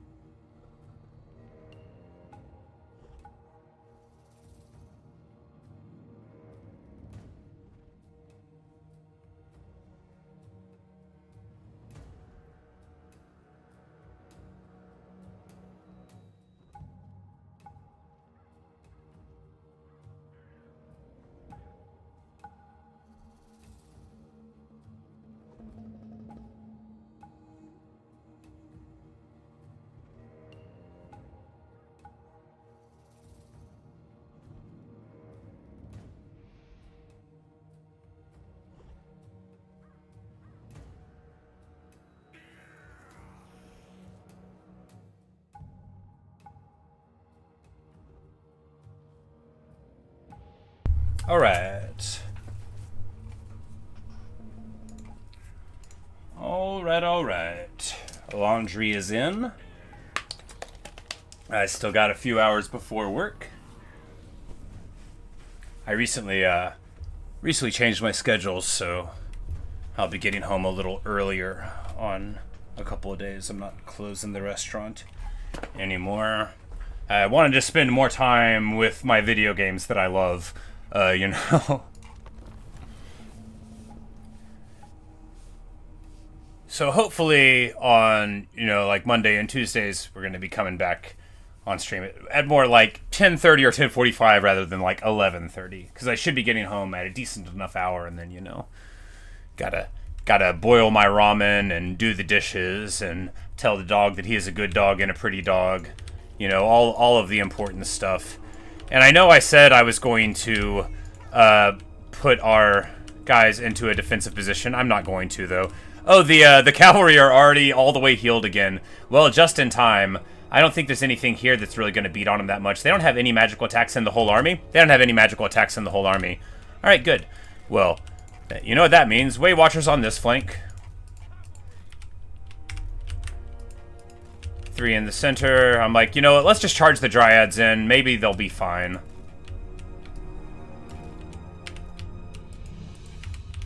Look, we're too late in the campaign to be careful, right? Let's just have fun. Unga bunga! Gotta go fast!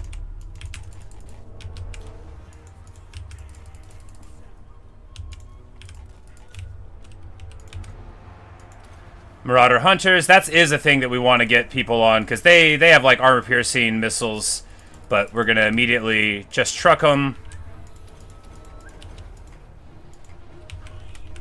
We're gonna net the big guy.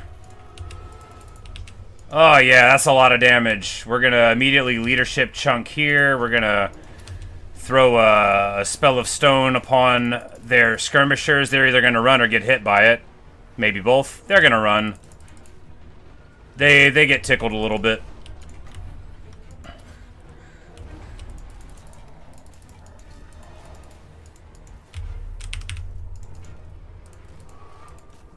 Oh, the Femur Warriors.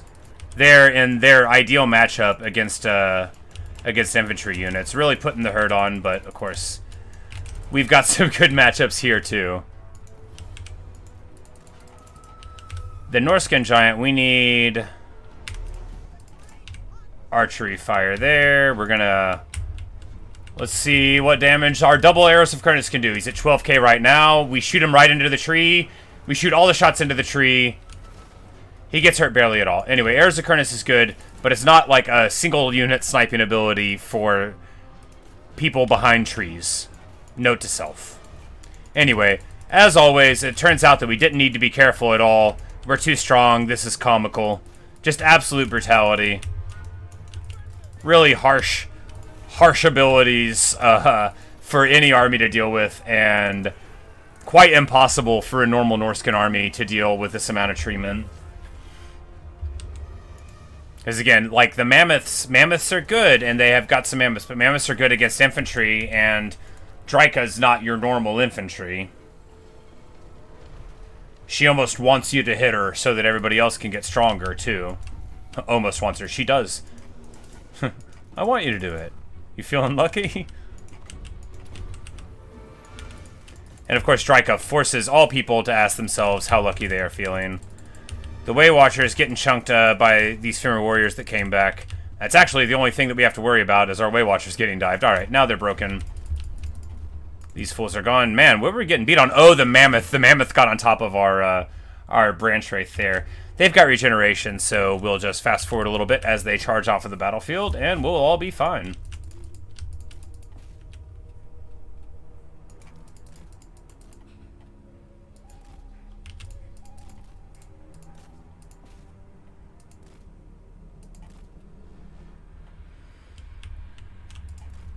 And if you have like some Way Watchers, that is like the best thing for Wood Elf mopping up, because on fire at will, they'll just shoot at like anyone that's around and often do some pretty good damage to your foes as they're fleeing. But really, we're just doing this for the free regen on the Branch Wraith. You know, you could cast, but then, you know, your reserves or whatever. Can't believe I'm acting like Like we have to be worried when we're just mopping up the campaign.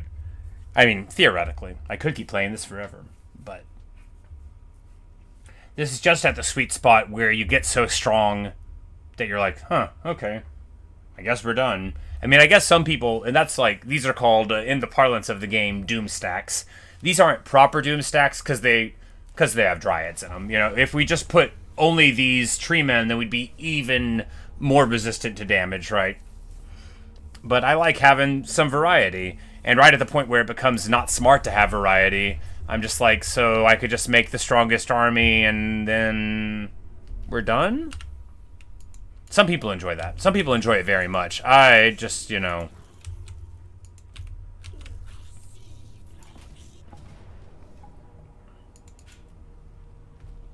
I'm like, do they actually get the walls? They don't.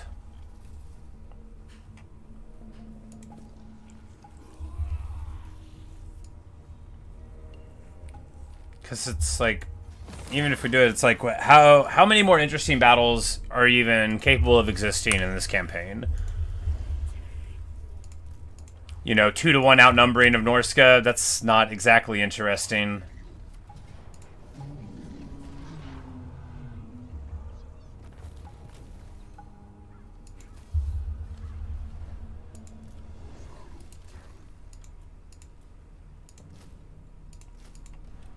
Hi, Chase. Yeah, you know, it's, this is that hollow feeling that you get whenever you win. And you're like, what was it all for? Oh yeah, all the amazing amount of fun that I had. This actually was, like, I know I say this all the time. I don't think this is my absolute favorite campaign. I think, you know, the one of the other more modern ones, you know, because it's got so much more cool stuff. But I had a brilliant time. The end of every campaign is always a very bittersweet moment. Hi, Chase. I'm doing just fine. I am doing just fine. We're doing well in the campaign here, and really just, you know, the game didn't tell us we won. We didn't get the achievement for winning, but I won, you know?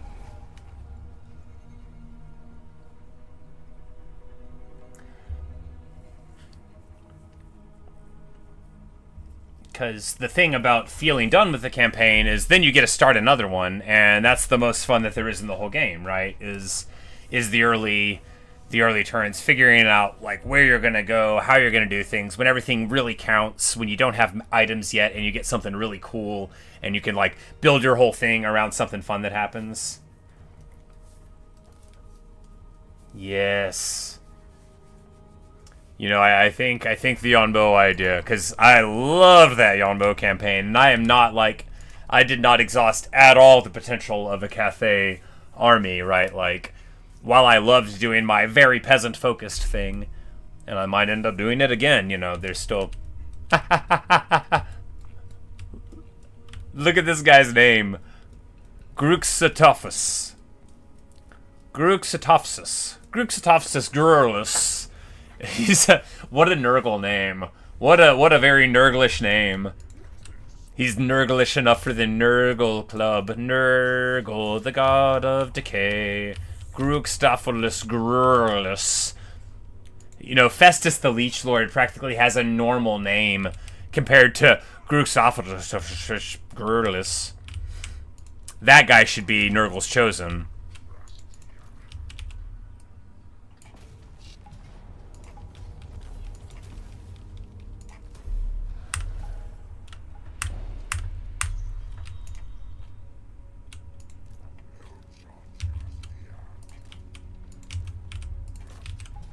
Yeah, because all we're doing here is just auto-resolving our way to victory, right? Which, I mean, sure, we'll fight another battle or two, and maybe these guys will come over and we'll lose this army. Maybe these guys will come over and we'll lose this army. But, you know, what does it matter? We can just get another one. Do I even like this guy? Oh yeah, this is Dulik Bitterbark. He's a real champion. Can we flee out into the water? Maybe. But, you know, it's, yeah. Conrad von Wolfken. Yeah, that's a good one.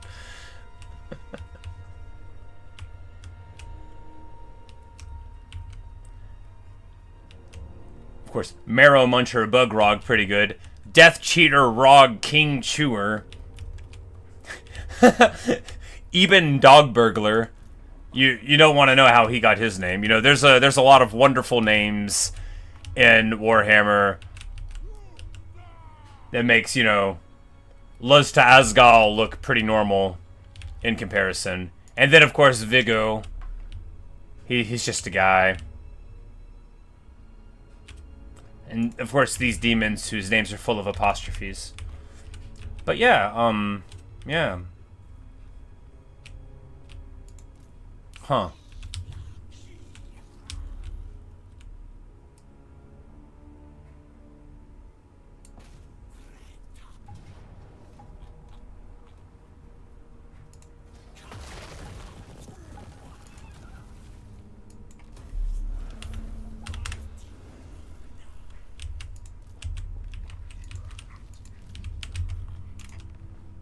Yeah, 'cause, yeah.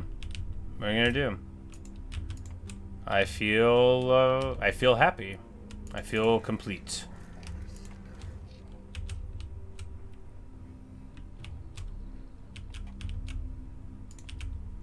The Oak of Ages is restored. You know, we've got a good life here. Got a good life. We can do single turn global recruitment of almost everything except dragons. Yeah, of everything except dragons and Zotes and Treemen. We can even get the Malevolent Treekin in one global turn at rank 6, which is pretty good.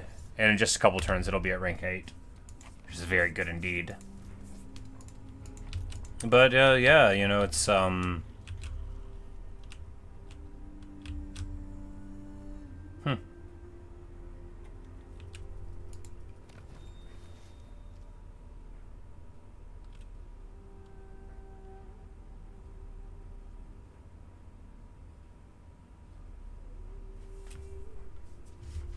There you go.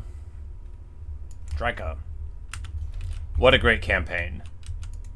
Remember, guys, you need Great Hawks to blow up the Waystone things to get Curdle out, and you can do it at level 7, they blow it up immediately, and then the campaign opens all the way up. So you just gotta fight long enough to get him. Yeah.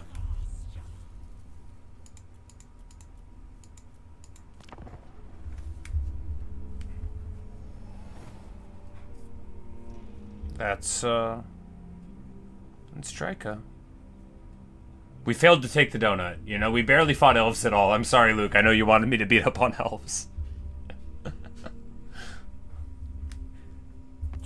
You've got the true heart of a Dawi, I tell you.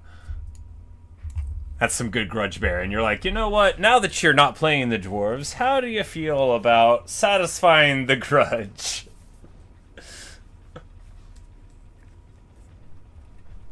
Nah, to be fair, you also gave the good advice to hit Belagar. Poor Belagar. You know, now he's fine. He's doing okay.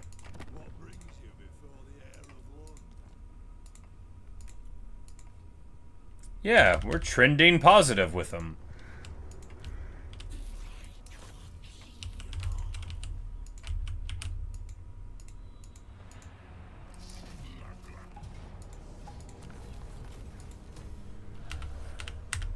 And we probably should have raised that for the money, but you know, it's just yeah, I mean, what's even going on anymore? We win? We win.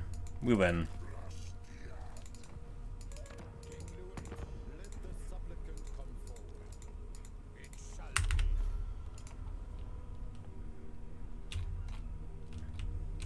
Yeah.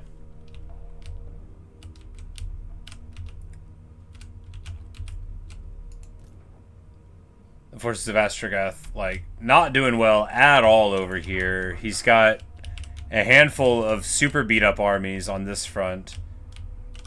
Of course, the attrition is very problematic for all of these forces, and yeah, so he ran all of these armies home probably this whole way.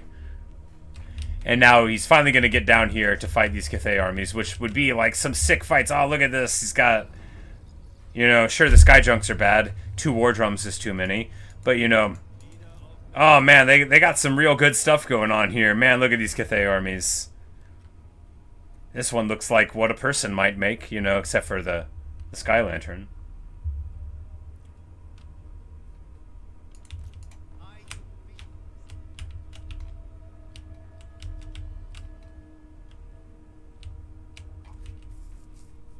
A million billion dwarf armies, not a stack that win fight. Yeah, that's basically what their whole armies look like. Like, you know, they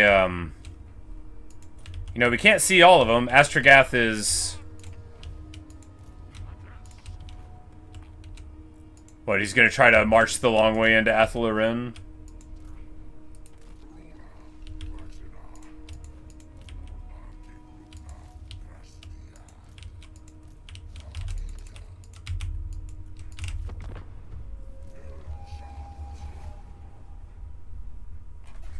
But yeah, because it's,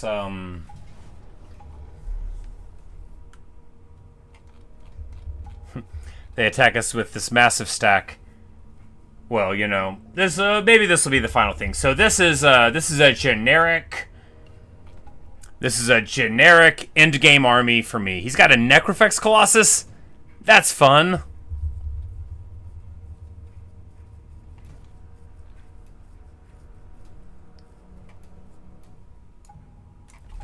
So let's see how a generic army that we can get in like 4 turns looks on the battlefield.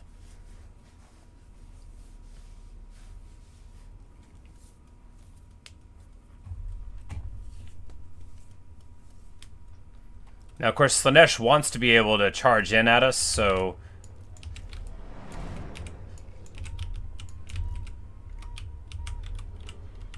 we'll charge in at them instead.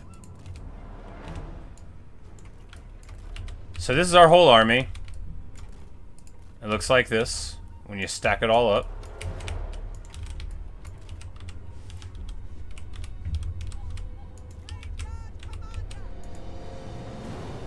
And then a Glade Guard commander who will almost certainly die in this battle. Alright, let's go. Oh, you're gonna hang back? Cowards. Oh, we didn't even level up the Glade Captain at all.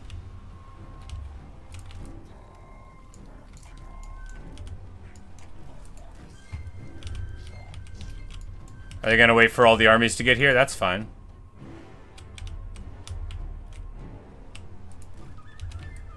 I'll just fight inside of these trees. Nah, Slaanesh Hall has Strider, don't they? Yeah.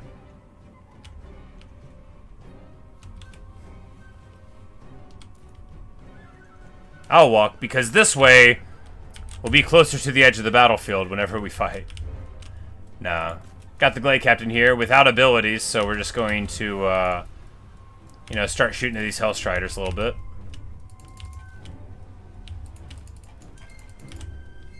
Alright. Are they gonna dive? They're gonna dive on me here? Of course, the Necrofex Colossus can shoot in, but yeah, alright. So the Chaos Furies dive in.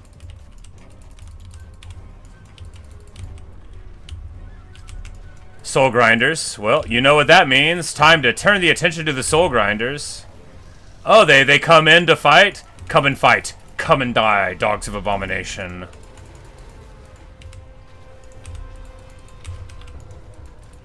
And this is how you put on a clinic.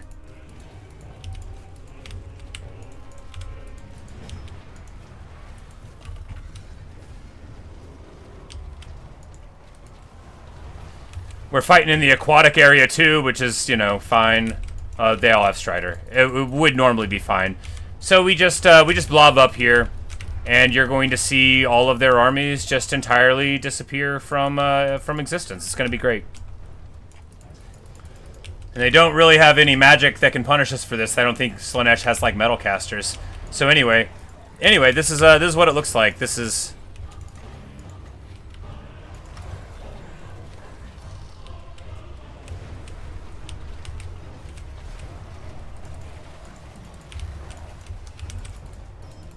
And a lot of these treatment are like not even engaged in combat at all, which is pretty bad.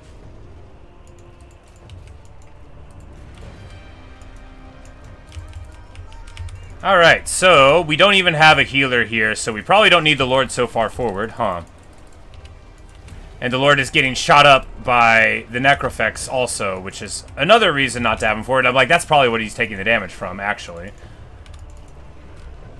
Because nothing else in this army is doing a thing. And here we have the real campaign. We're getting shot up. Here's the Lord. A huge flock of Doomcast.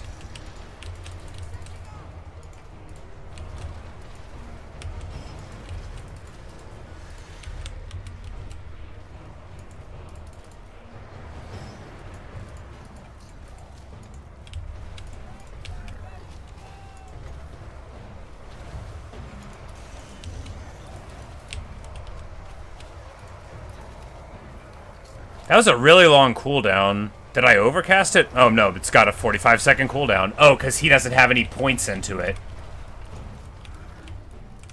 Of course.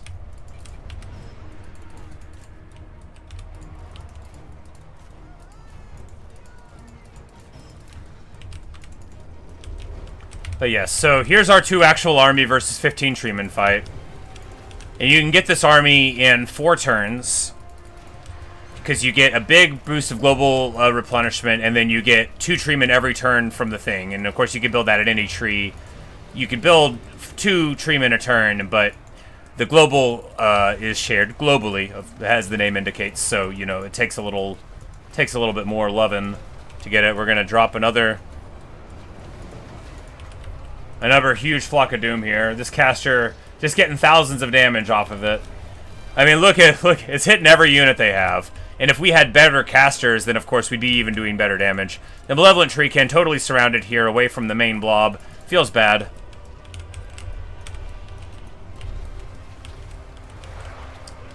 But here you have what the campaign would look like if we kept playing it. We would just charge in and gloriously lay waste to the foe.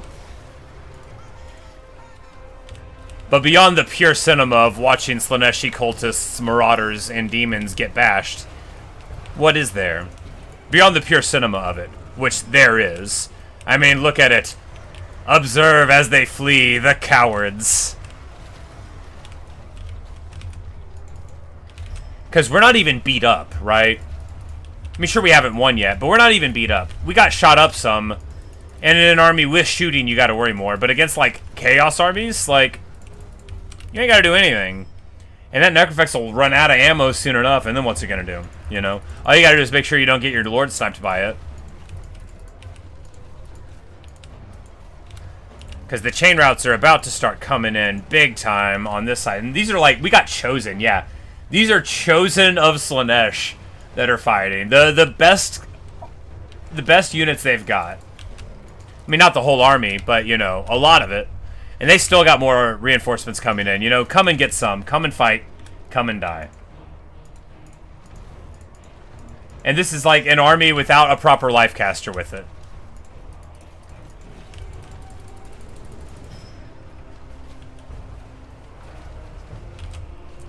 Say funny how a campaign can evolve. If we didn't see the runes on the Oak of Ages, probably would have gone for the... Yeah, because that was the plan, you know? I was just like... Yeah, and then, you know, we got outraged, as we should have. Connected with Durthu, was able to confederate him, and, you know, essentially heal not only the Oak of Ages, but Drycha's diseased spirit.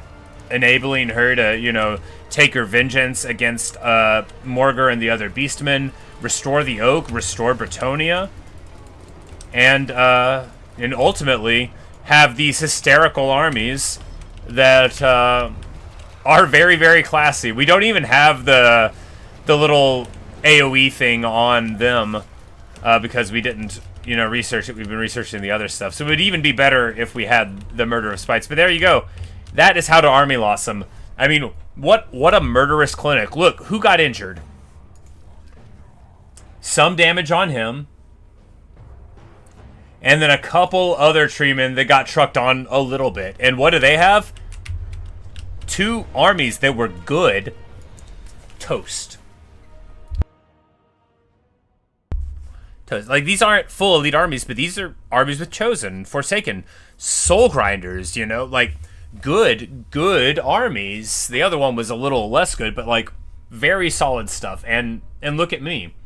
I'm going to immediately wake up with all of my units again, essentially. and get right back to it. A disaster for them. And they took that fight. They walked all the way over to me. They're not going to be able to get away. But, you know, and that's what fighting against Chaos with 15 treatment looks like.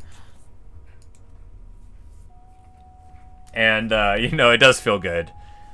But that's why it's called a Doom stack, because it is a stack of Doom. You send it out, and you can beat large amounts of armies with your neighborhood treemen, and there's very little even dedicated anti-large can do against it, because if you concentrate them in a small space, what are they going to do about it? And we'll get a big chaos fight here against Drycha's army. Against Norska. This will be of interest. They will have artillery reinforcements. But yeah, and this you know, this will be a nice little thing too. But yeah. We're just like fighting these as we talk about how we're not going to play the campaign anymore. Because having dryads, like you pointed out, you know, eventually you replace them for something else because they become a liability. Not because they're bad, and not because they don't have a task, but because they take too much damage when you're outnumbered, and they don't maintain their killing power, you know.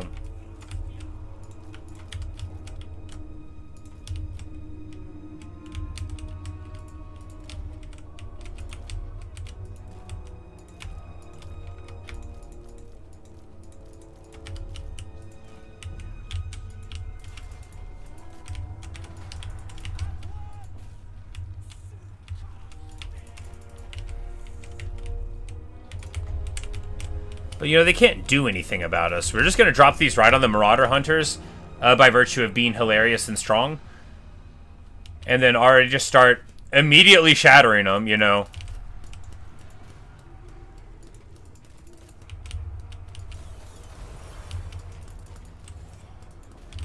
The dragon's like, the only guy who thinks he can help, he can't help. No one can help them.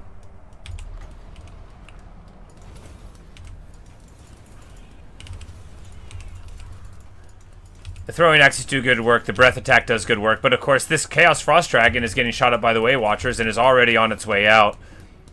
They're gonna... Nope, they don't break it. It charges into the trees into them. That feels bad.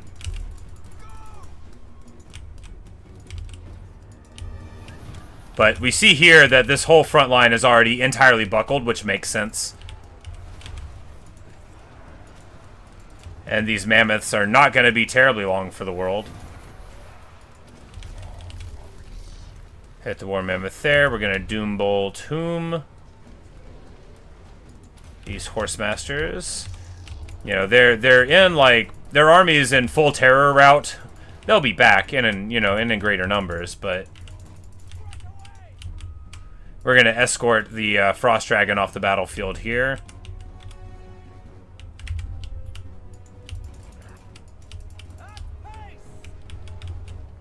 And of course, these Way Watchers just going to feast. They're just going to be shooting everybody up. They've got functionally infinite ammo now. You know, boost from something, and then they'll also get the big old boost from our restock abilities that we've got access to in the event that they were to run out of ammo. So they would be able to shoot like 100 volleys, which would just do so much damage. Our Glade Riders having a good time.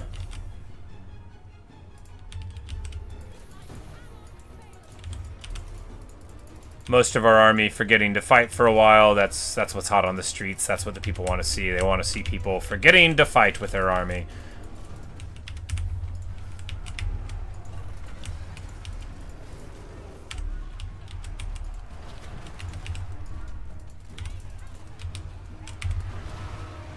I guess if I set up the control groups well enough, I could play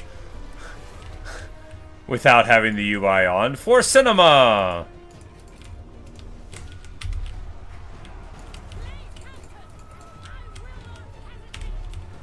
But yeah, they are absolutely buckling here. And of course they have more reinforcements coming in, but to what end? You know, how are they going to get anything done? They can't. Our army's too good. Our hero core is so strong.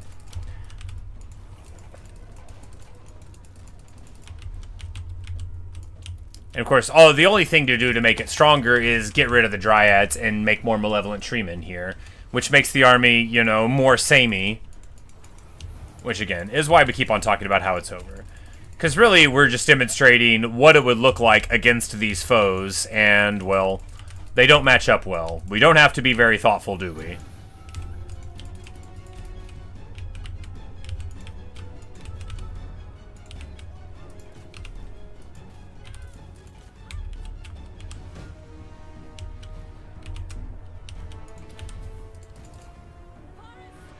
And we're gonna Colossal Strike activated, and boom, baby! This Chaos Frost Dragon just getting broken, getting trucked on. The Way Watchers of Drycha getting a ton of damage in, unless it was me. Unless it was my beefy Colossal Strike. Oh yeah, you know, 700 damage, AP, well, not very much AP. They don't have very much armor, though. Bonus versus large, probably got it done. But anyway, you know, it's, Oh, well, the Way Watchers are actually probably gonna get hit here. Nah, we've got... You know, I'm constantly forgetting that routing units come back onto the battlefield, but they won't here. Shatter the Mammoth. They can only break a few times before they don't come back ever. You know, I think it's 3, but basically, you know, because we do such leadership problems to our foes, we should remember that they're coming back more often, but it doesn't matter.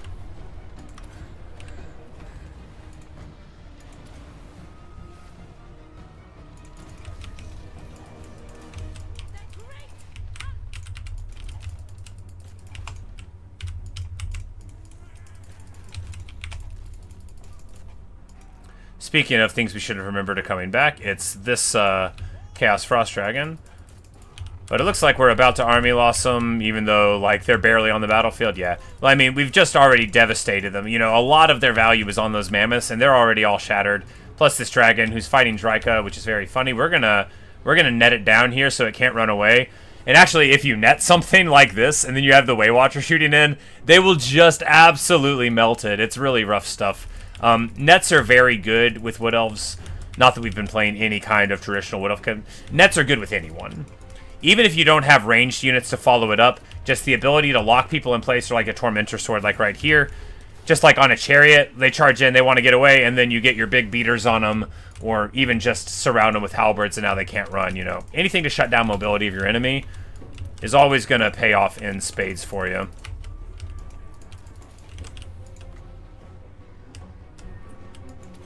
And we're going to drop a summon on the Hobgoblin Bolt Thrower there. And there you have it.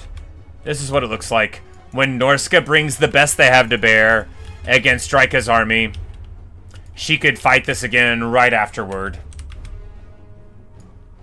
Because what did they even hurt? Lost Sylvan Knights and some damage on the Dryads. They barely even tickled the treemen at all. Of course, if the Dryads weren't there, they would have been hitting them more. But, but how much more? You know, how much more? And this wasn't as crazy as a Norse army could be, but that's a good one, you know? It's got Horsemasters, Javelins, some Mammoths, some Trolls, some... Like, it's okay. And they brought 3. Yeah, they brought 3 armies. You barely even noticed one of them showing up. I mean, the 2 of them were weaker, but yeah, it's, yeah. There's just not much our enemies can ever do again, right?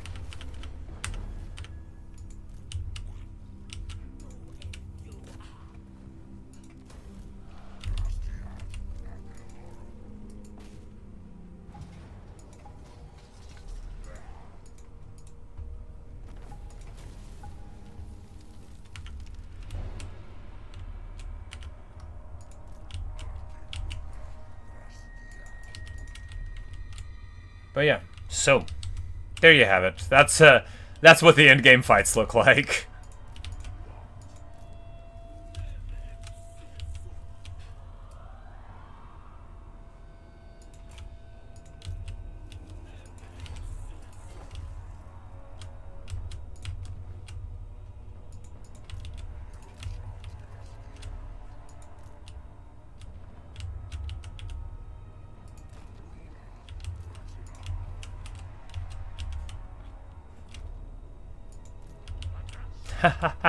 Look at his crummy army. Look at what he's running around with. The man ain't got a single dwarf. No, he's got a couple. Okay. Got a couple blunderbusses. I mean, this is like an army like I would build, maybe just more bolt throwers than I would roll with.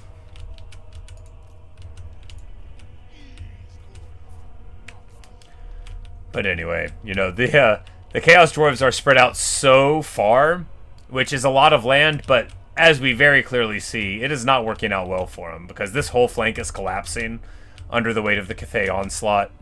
Cathay is also ascendant in the north here.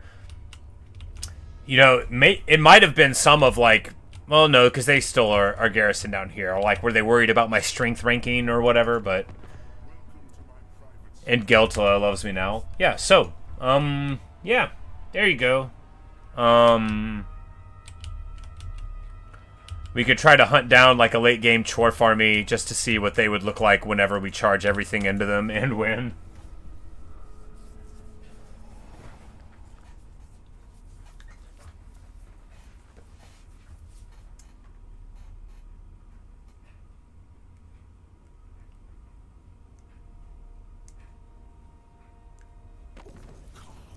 Because at a point where the campaign just feels like checking boxes, if there's a lot of boxes left to check, just start over.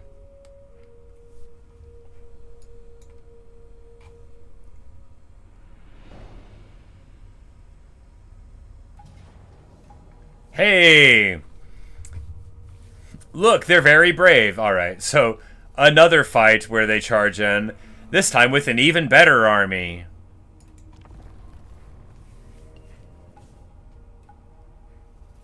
These they aren't predetermined AI fights. They are AIs that like level through the whole campaign, and like they have their own stuff and they build their own armies.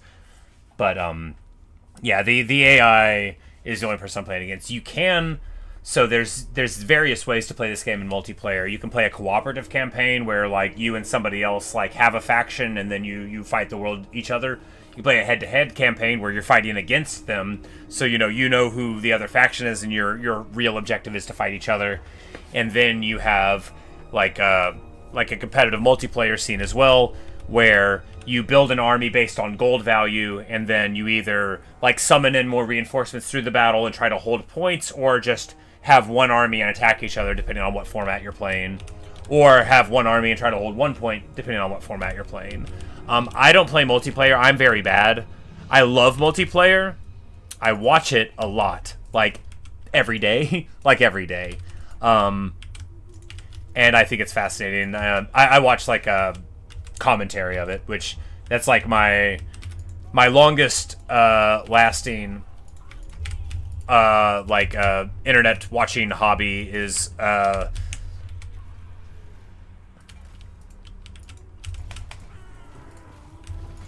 is watching English, just commentary, like sports commentary, but for real-time strategy games. I've been like watching StarCraft since it would have been like '08, I think, whenever I started watching it. In the good old days before StarCraft 2 was even out, so I always dreamed of doing commentary myself, but then I never ever have even tried. Because again, like I don't play the games, and I'm like, I love it a lot, so maybe even though I don't play multiplayer, I could still talk about it good.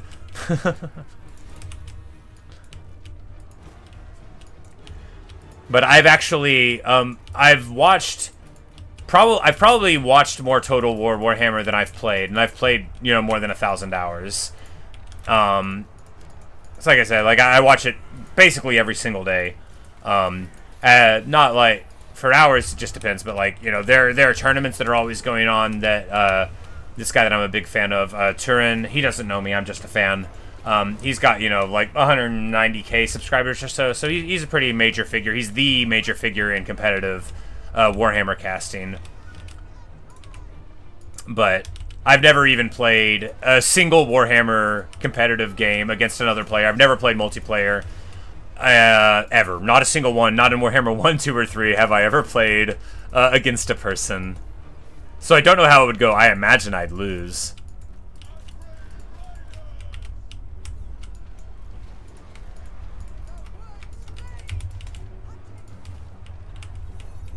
But what we have here is as good of a fight for this army as we could hope for, right? Just a very narrow choke point with which to fight all of our huge monstrous beasties.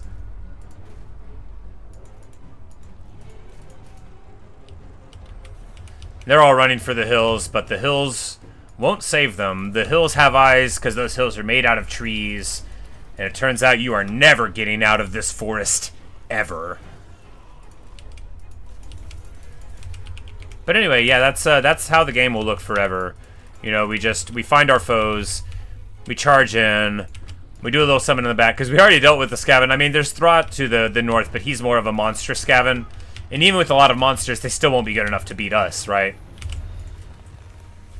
So they took that fight on purpose, remember? They looked at my army. You think it would be fun to go up against another human in the game? Yeah, I think it would be fun too. If I wasn't so bad. No, I almost feel like I would be so bad that it wouldn't even be that fun for a person to play against me.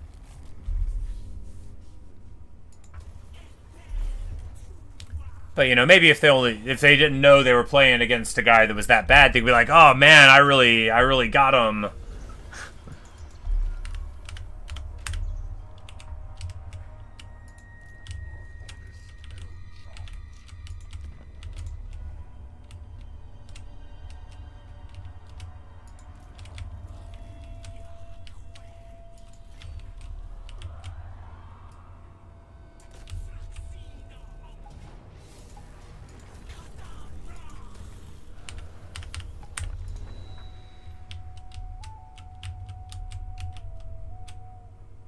Well, I know what we'll do to end the campaign. We're just going to charge Drycha up, burning through the lands, and then she'll end up back at her home tree of Gryphon Wood. Everything will be restored.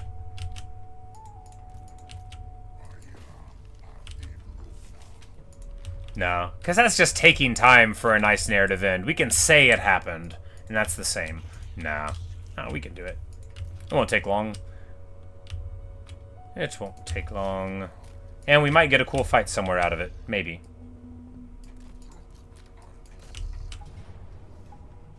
Boring.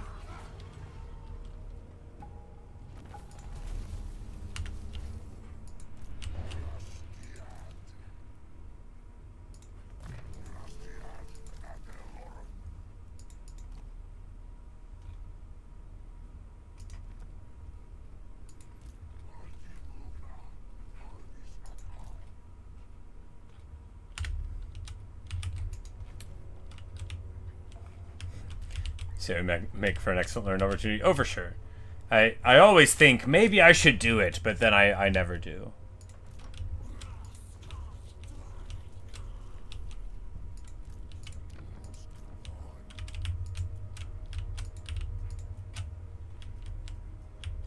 Where's Stirthu at?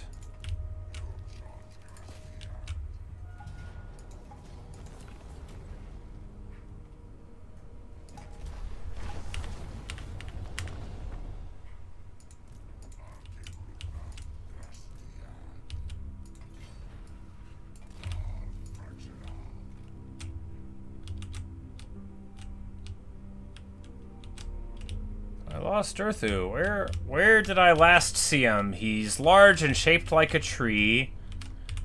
And I don't know where he is. You know, we could just go through the list. Ah, he's up here in Marienburg. That's why I didn't see him on the map. Oh, I love this dude. Carl the Fang in the Night. That is my idea of a great name.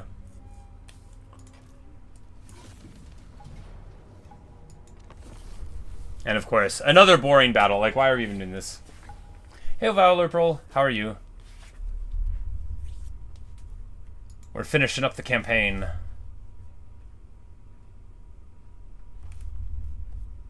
I mean, not like the long victory. We're just winning, but we're winning so hard, and we're not tired of winning yet.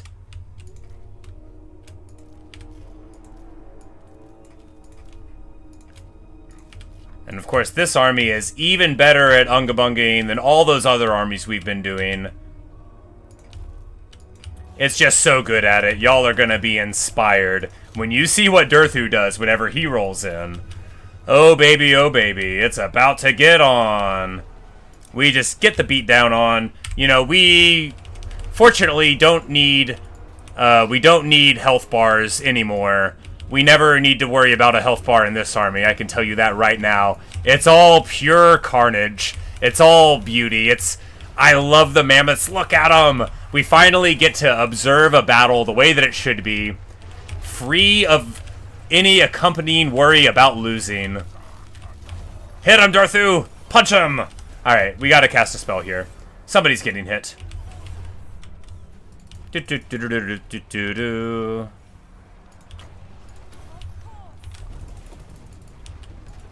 Sword of Daith, Noble Flock of Doom here, Wiston's Wild Form me, Sword of Daith here. Oh yeah, that's a lot of damage. Alright, now let's turn the UI back off.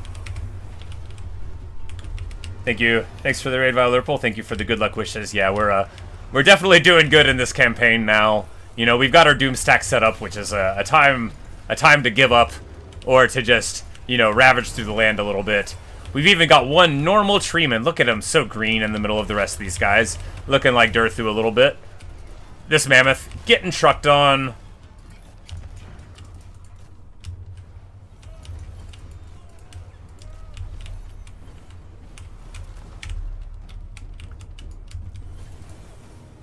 Both of the treekin there. Oh yeah, so entertainingly,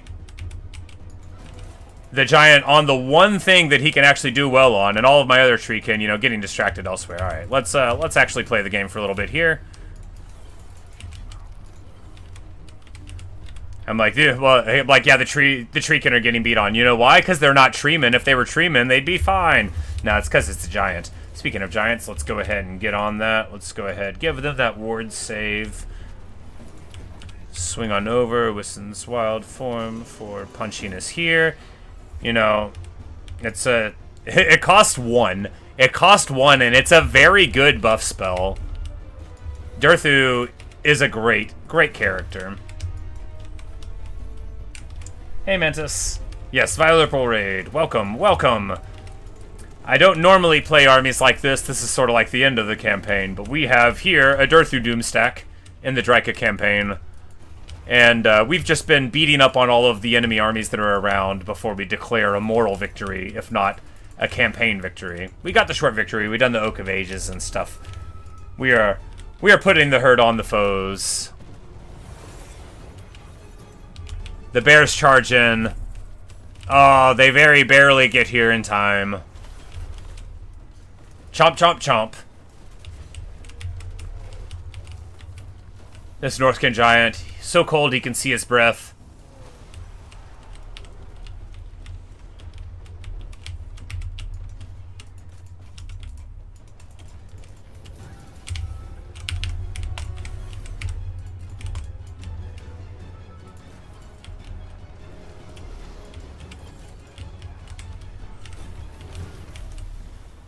And another rousing victory for the forces of the wood. And now we're at rank 7 on more of these treemen, which we weren't before, which is going to make them have even higher missile resist.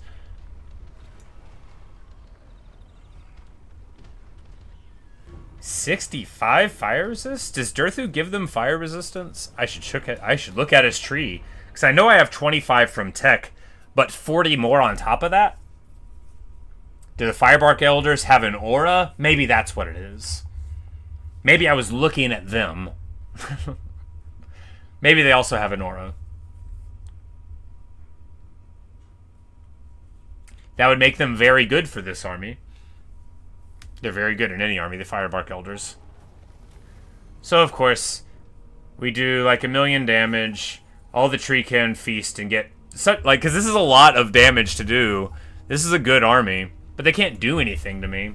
They can't ever do anything to me. Never again. We're too strong.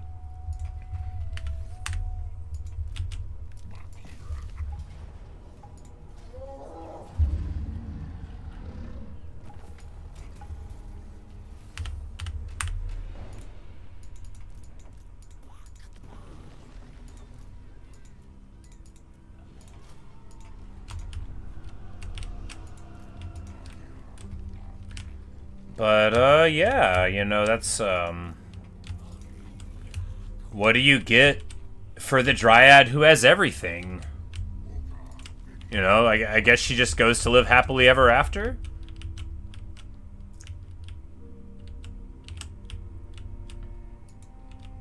Well. Well, well. Why don't I satisfy my curiosity about that Dirthu effect real quick? So the Firebark Elders, I should know this. Okay, it's 20% fire resist in the aura. One of Dirthu's things give him... Ah, he has 20 from that as well. Okay, there you go. Now I know. So we go from having fire weakness to actually being like 45 fire resist in this Dirthu army. And then 65 if you happen to be around the Firebark Elders, which takes like one of the only counters to it and removes it. Good stuff. I mean, what are the chances of even having another interesting fight in this whole campaign? I guess we could be surrounded by more units than we could deal with.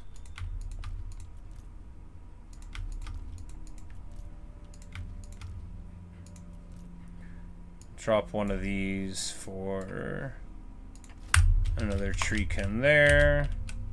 Because, yeah, I mean, oh, we could fight the Skaven force. You know, I don't think he'd want to.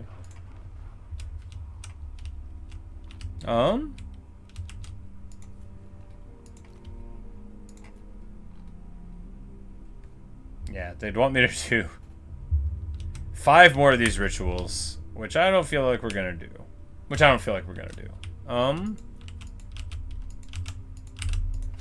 Been declaring victory a long time. These final battles, though, they aren't, like, boring to me because they're almost like... I have never made one of these Ancient Malevolent Treemen stacks with a Dirthu in it. I've never done that before. I've heard of it, you know. But now I'm seeing that it is... I mean, it's got to be one of the strongest armies that you can make in any army, I would imagine. It's just very, very, very good.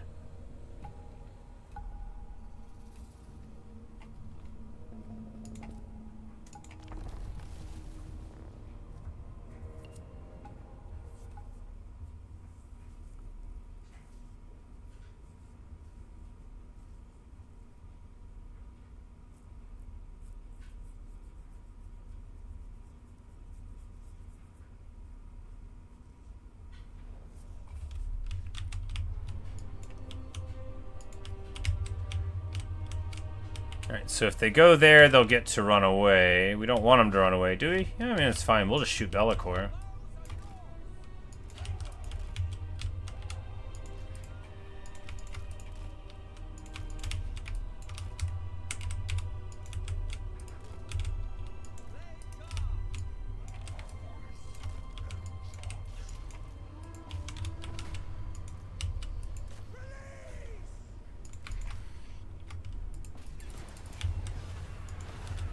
Decent pendulum. We're just gonna light Bellicor up, and then we're gonna charge him with hawks. And I think our missiles are still gonna be able to hit him. Nope. It looks like that was bad. All right. Unit is losing decisively. All right. So charging into Bellicor in the air, bad idea. You know, we need to get him on the ground. This army isn't one of the strong ones, so we might well lose it here. Wow, that's a lot of damage. I don't even know what's going on there.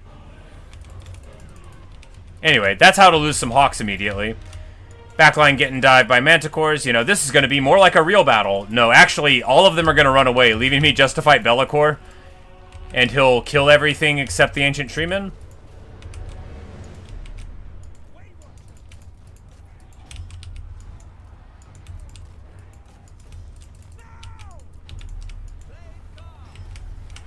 Yeah, it looks like that's what's going to happen. A very small amount of their army gets caught in the ambush. Yeah, you know, I think, yeah, Bellicor, we had more tools to deal with him in the last army he was around. We didn't charge in some guys. Because he's anti-infantry. The Hawks are large size, but they've only got a few thousand hit points. He must have done some Mortis type effect. I don't even know all of this stuff.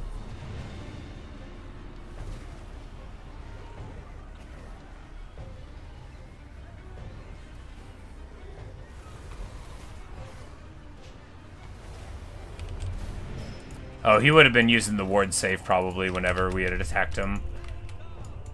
But anyway, so they're all going to run away, and then my army comes out, and then they'll lose their lord. Funny. You know, this is actually...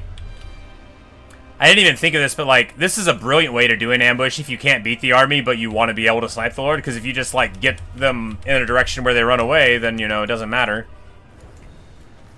Anyway, silly stuff. And that's how to get rid of Be'lakor.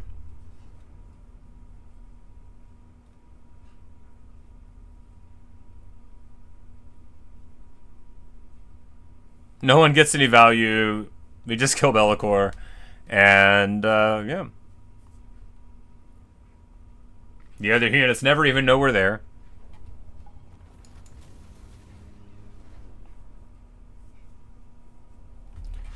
Which is still, I mean, like, really good.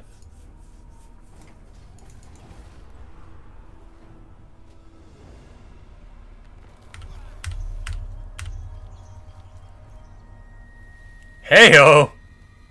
Ha-ha! This Sword of Cain in the hands of Grombrindal's faction.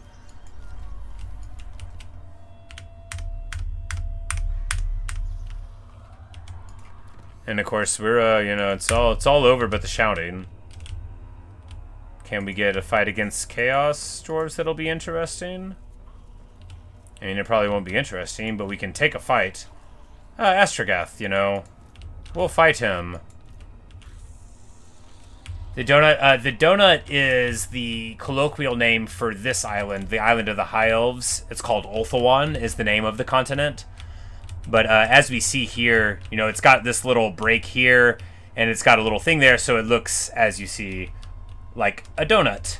And it's got like this little swirling magical thing in the center of it, you know, that makes it look like a jelly donut, perhaps. But yeah, so that's what the community refers to it as.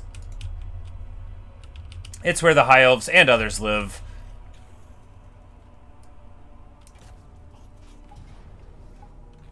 Alright, so finally a war against the Chaos Dwarves. What's Astragath do? Nothing. He walks around, he's got huge AP, big armor. He's not going to be able to do anything to us. You'll see. You'll all see. But we actually haven't fought a Chaos Dwarf army this whole campaign. They declared on us and then they had bigger problems.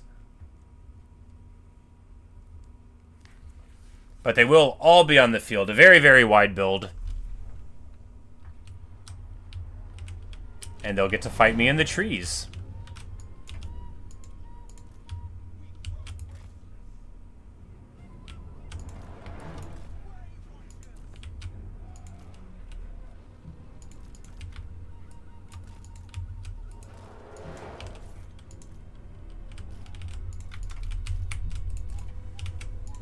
Alright, one more time with feeling.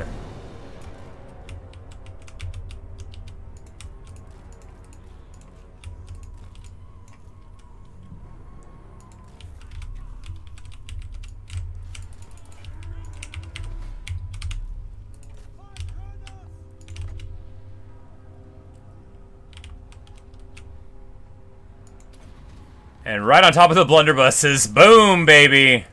They don't want this fight.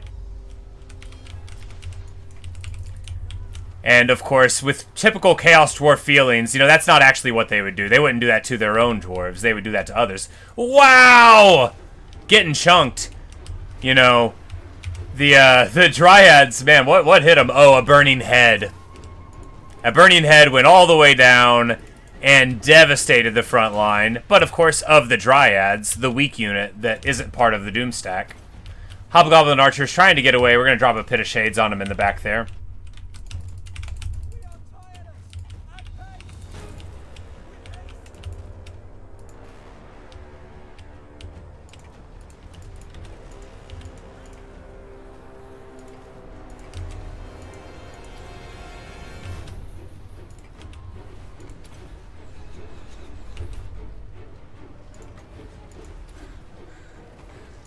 Because we have, like, so many spells to cast that are very good here, and we can just drop all of them. You know, they got archers coming in. They're getting some damage, you know. It's not like they don't get any damage. Durthu's army is much better at dealing with Chaos Dwarves than mine is because he's got that other fire resist bonus. But fundamentally, I'm not paying attention, and we are winning so hard. Against a full stack plus settlement? No, an almost full stack plus settlement. It's a weak Chaos Dwarf stack. It doesn't have any of the things you're, like, afraid of to see. But it also, you know, what are you going to do? When you're this much better than the foe, it's hard to be humble when you're a tree.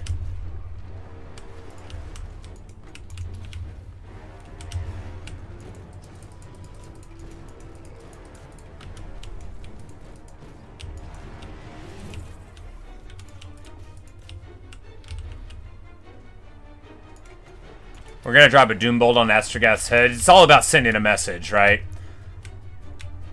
Show me the money. Show me the money. And right as he turns around, boom!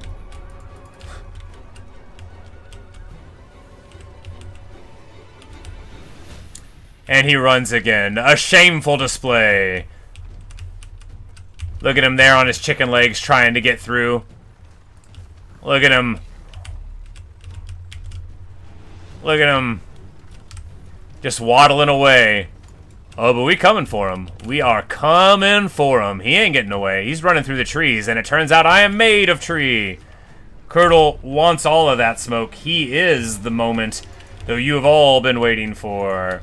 The snipe. The potion of strength. The bash. Astragath turns. He knows the end is near. He knows the end is now. He falls ignominiously. Look at his bones. Destruction, disaster, an absolute mauling. Of course, this wasn't like a strong Chaos Army, but all they did was beat up on Dryads. The unit with 7,000 HP that's fire weak, you know. And they're a fire caster. That's the other good thing. So, most of the fire spells, all the fire spells that are good, that are actually good against like a big army, are against bulk units. You got Firestorm, you've got Burning Head, but that doesn't do a lot of damage to single entity or low entity count units, low model count units.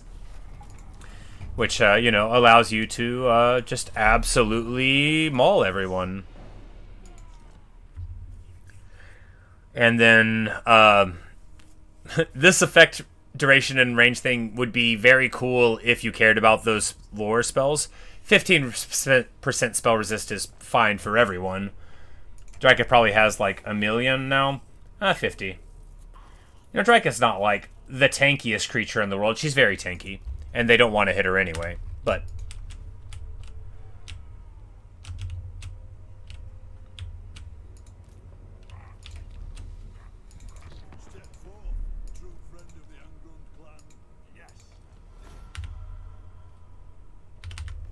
like, we're just going to start giving Belagar stuff. We want him to be our pal. Bygones and bygones, you know. Because we're not really role-playing very hard anymore at this point in the campaign.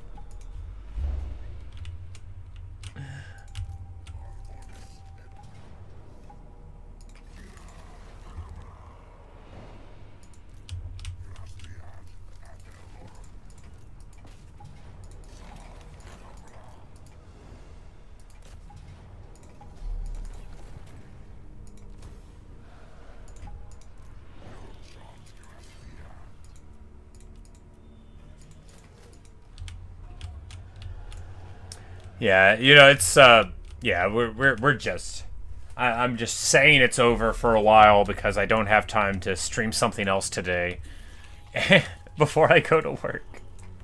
I thought it was going to take longer to win.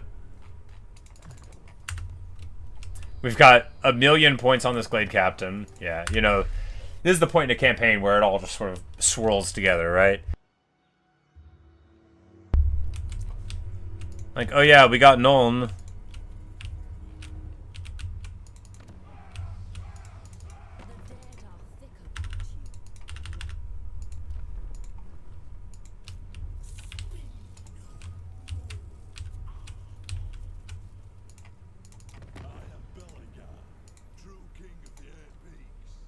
Yeah, we'll just give you Nuln, you know, whatever, no.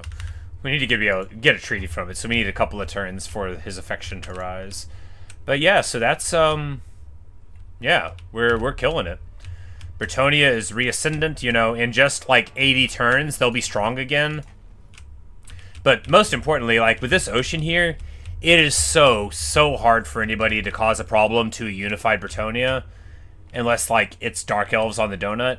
But, like, you know, the donut's not doing so hot.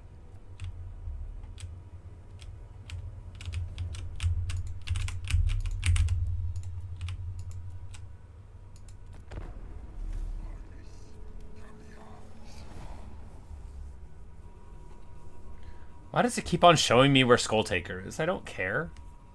We're not even at war. Oh, it's because I have military vision.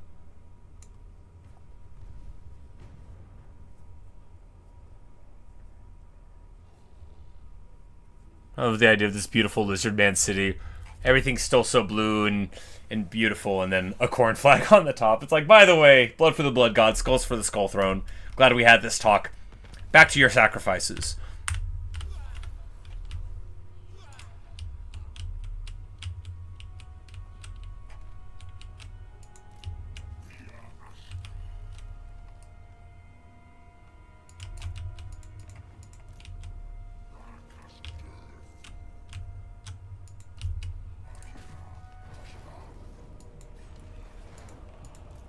That's right, these are the weak armies. The armies that are like fair armies still.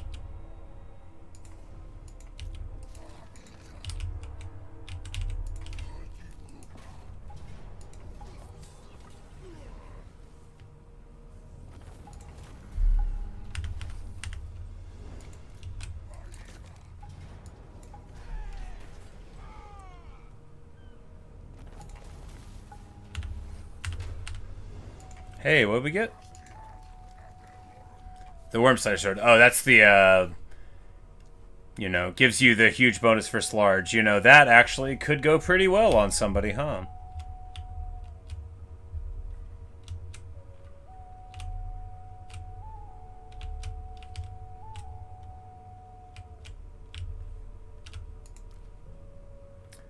Negative 20 defense kind of stings, though.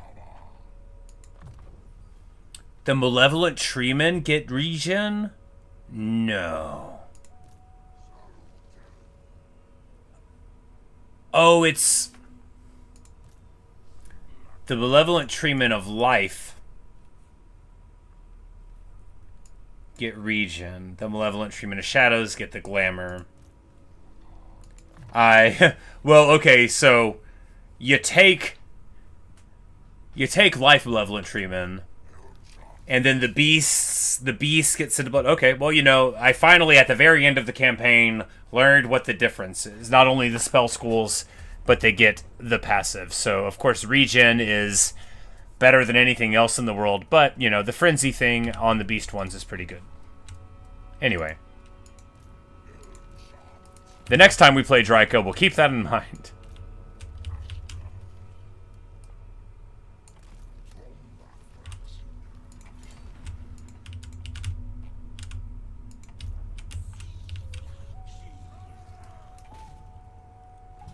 Yeah, now we'll fight an even bigger Chaos Dwarf Force. Yeah, this is all trash though. It's all there's nothing there. It's just hobgoblins.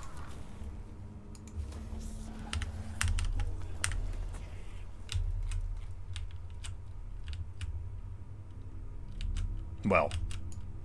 Well. Bit anticlimactic. We'll have Durthu fight these two stacks. That'll be anticlimactic too. Anyway.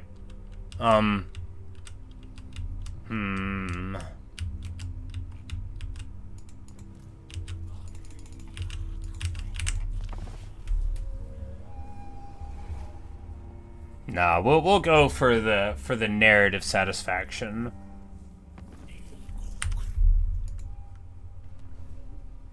It's not like the intern takes too long anyway. My computer is nice and beefy. It's a good boy. It's strong. I say, as it takes 10 years to end the turn.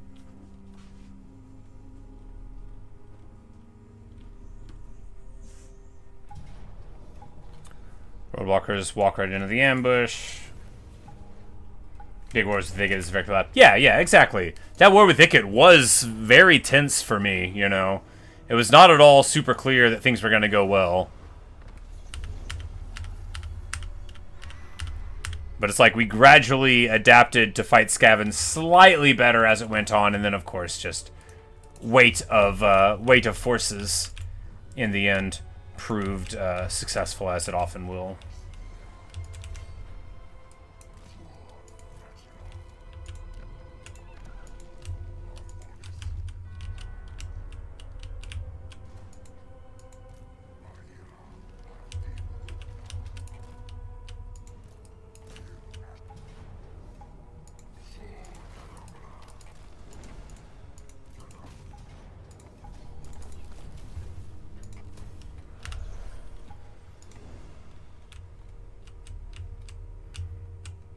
And, you know, France will be restored, and that'll please them.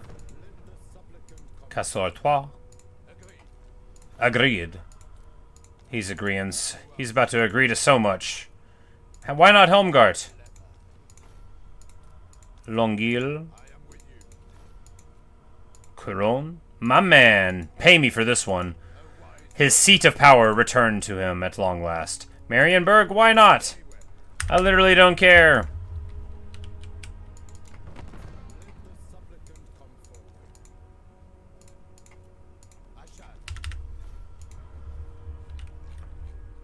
And anyway, now, it looks like he did fine all along. The dead are thick about you. I trust as that is We return Nuln to Elspeth. this would You know, if it weren't for Wulfric about to come and take it right back from her, we would have put everything to rights.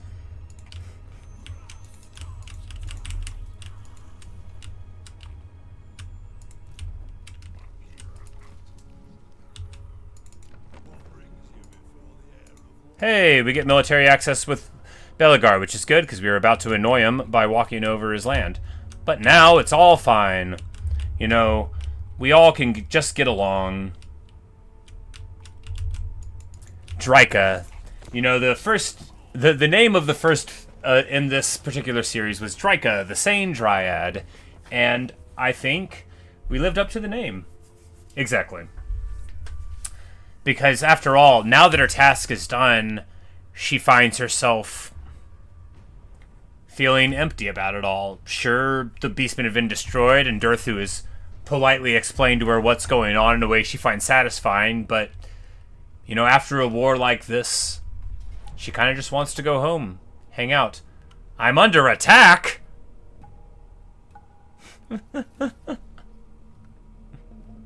Okay. Hey guys, they're attacking Durthu. Durthu, they're attacking Durthu's army. They woke up and said, "This is what I'm gonna do with my day."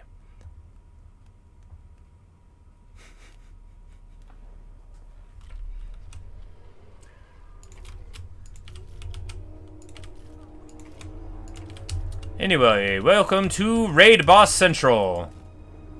You might think you're a raid boss, but it's actually Durthu that is.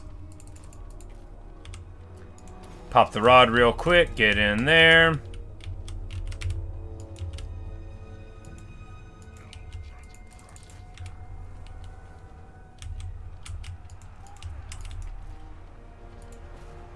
Treekin will just soak a lot of hits, and then we'll absolutely demolish this flank. Yeah, we got like 7 treemen over here. Oh, it's about to be some pain. Use her to harass, and then cast a big Dwellers Below right here, right here.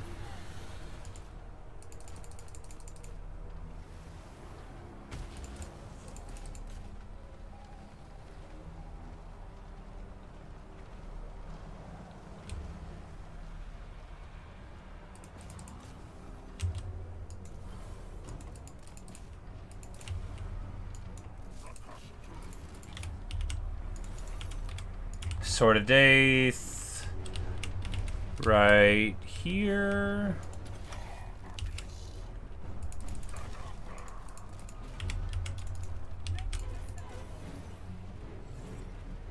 You know, they're actually doing okay against her. We're winning decisively, though.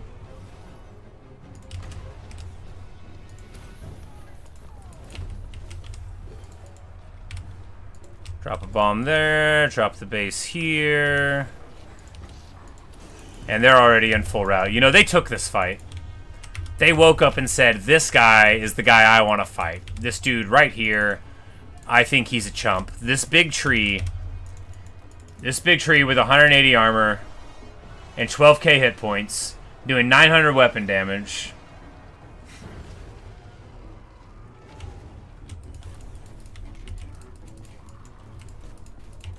Oh, there's more troops over here to fight. Well, that'll be fun. I wonder how we'll manage. Unga bunga!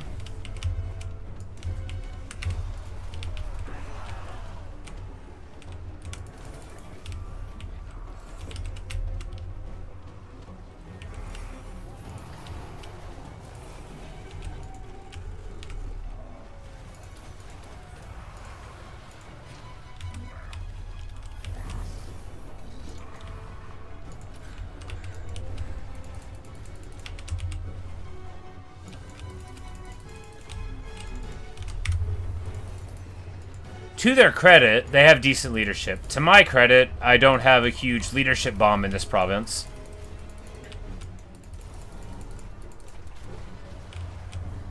If this was Drycha's army, they would already have all run. Or if she was even around.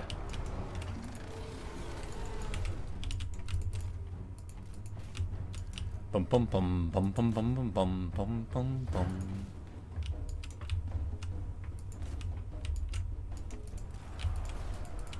And they wanted this fight, you know, which is the thing I remark after every fight they ever take against Durthu, is that they wanted to fight that.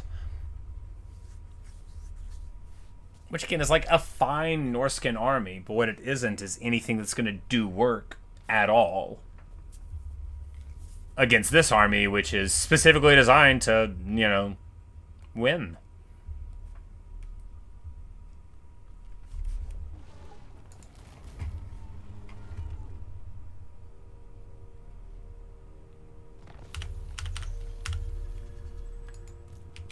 Nemesis Crown is claimed by the Changeling. You never want to mess with the Changeling, though. It's so hard to... He won't declare on you, but if you ever mess with him, if you ever mess with him at all, then he'll be at war forever, and it's, like, so hard to find his cults. So you just gotta leave him alone, and if he raids your stuff, you just gotta shrug about it.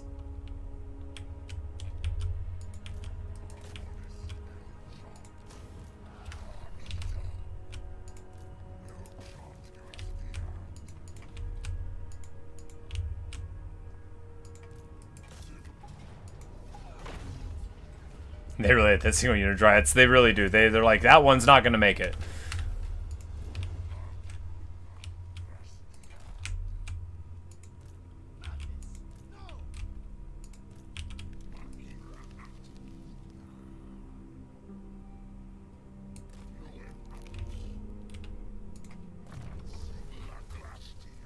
Yeah, we finally get Forest Roar. Very good.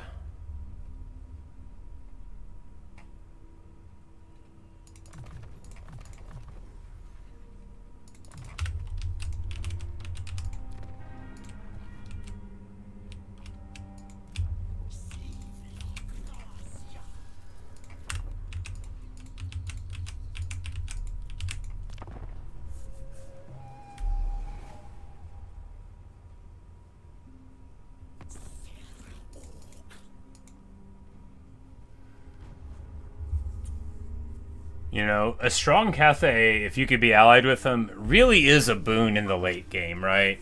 Because all of the problems that you're going to have would what I call, like, the middle of the Chaos Hell there, with the Chaos Waste, the Darklands, and all of that. All the because there's no chance, usually, that some decent faction, you know, Boris Ursus is never going to be the one that takes over there.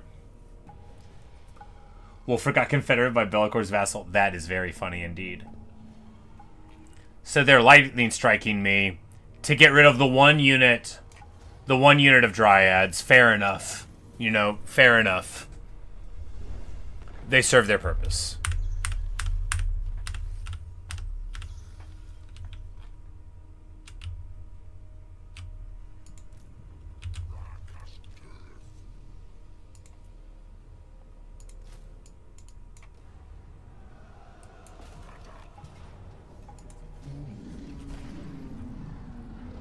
It also auto-resolves very well. You know, you lose some of the units that it thinks are just going to take more damage, but it quite generously says, hey, you know who's not going to die at all? Your real guys.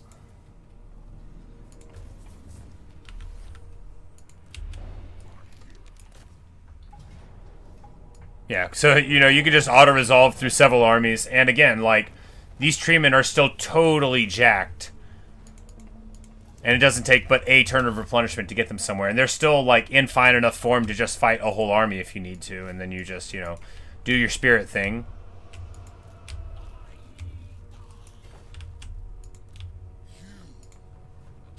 Drycha and Durthu, well, Kurtle and Durthu both have the ability to do the Athel Loren, the magical force attrition anywhere they go to your enemies, which is just amazing.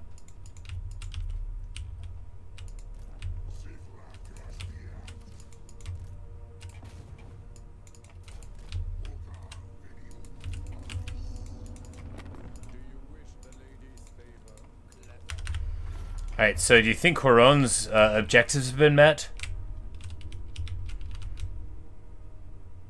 Do you think he won the game? He thinks he won the game. But really, this is actually a much more satisfying way to end than what I was doing. Because now we're pushing back, you know, all the forces of chaos significantly, and Drycha gets to go home.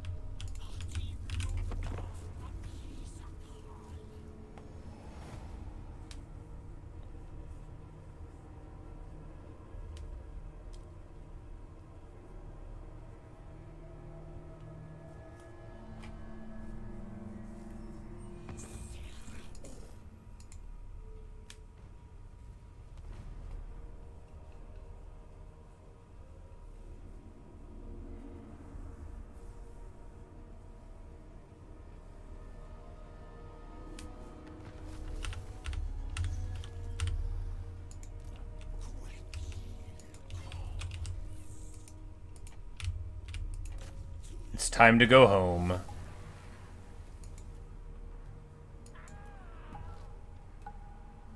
And obviously we're fighting this battle on the map, rather than auto doing it.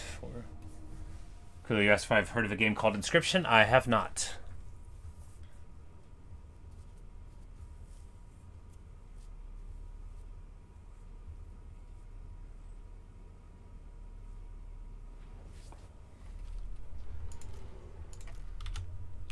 Well, just like always.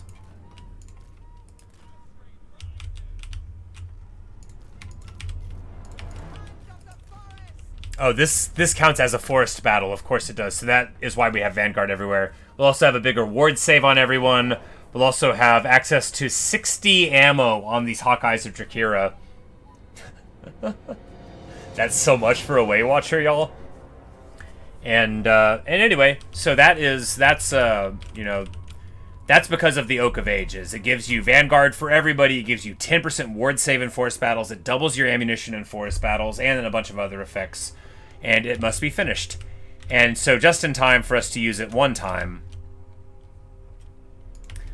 I invite you all to watch with me the last march of the Ents. We're taking the Hobbits to Isengard.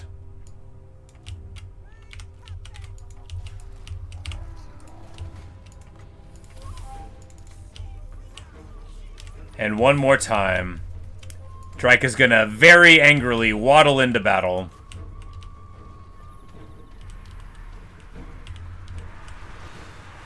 Oh, yeah! Take that, rats! Revenge is a dish best served tree. They're just in tatters already.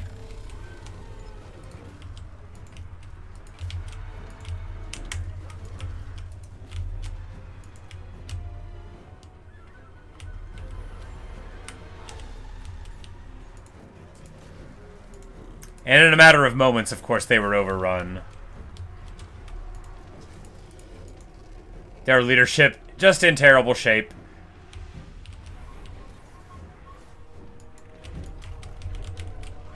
And their whole army, as soon as it began,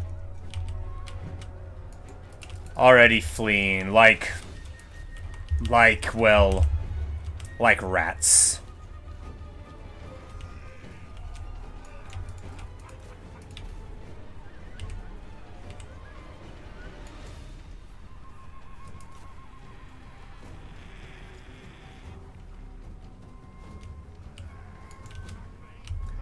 With the Dryads hot on their heels.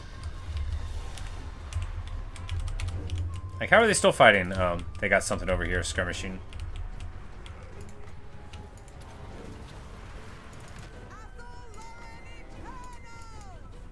Indeed. Athel Loren eternal. Athel Loren today, Athel Loren forever.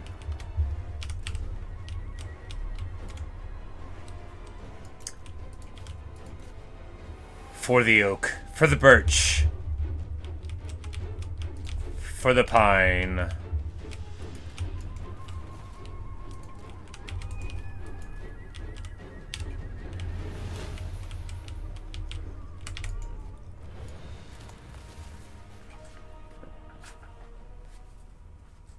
A glorious victory.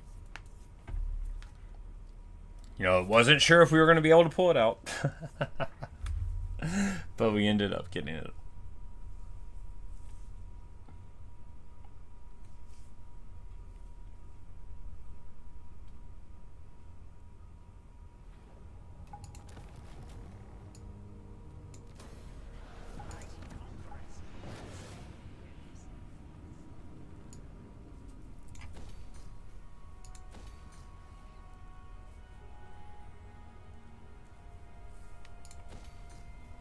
Just like that. It's like nothing bad ever happened.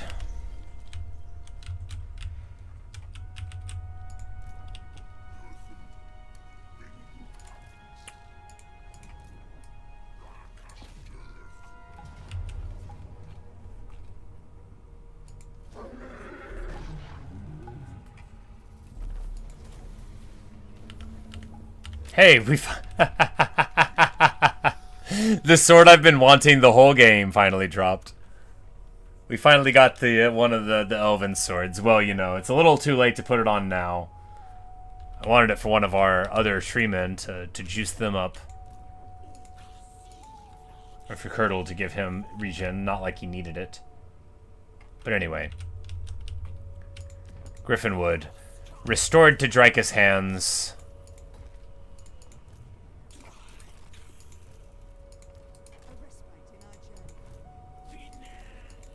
The Hawkeyes of Drakira will disband and go home. The elves will leave. You know, they did good work for her, but Drycha just wants to be alone now. You know, it was enough for her to save the world, but now she doesn't want to hang out with elves anymore. Must have heard the news about Skyvenblight by now. Yeah.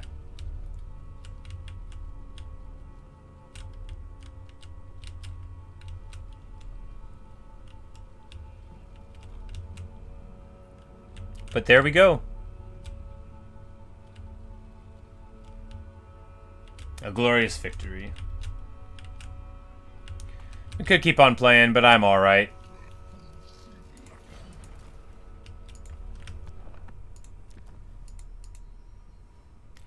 You know, we don't get the very hard victory achievement. That's okay. I'm not, like, totally married to getting achievements, especially not if they're, like, a hassle.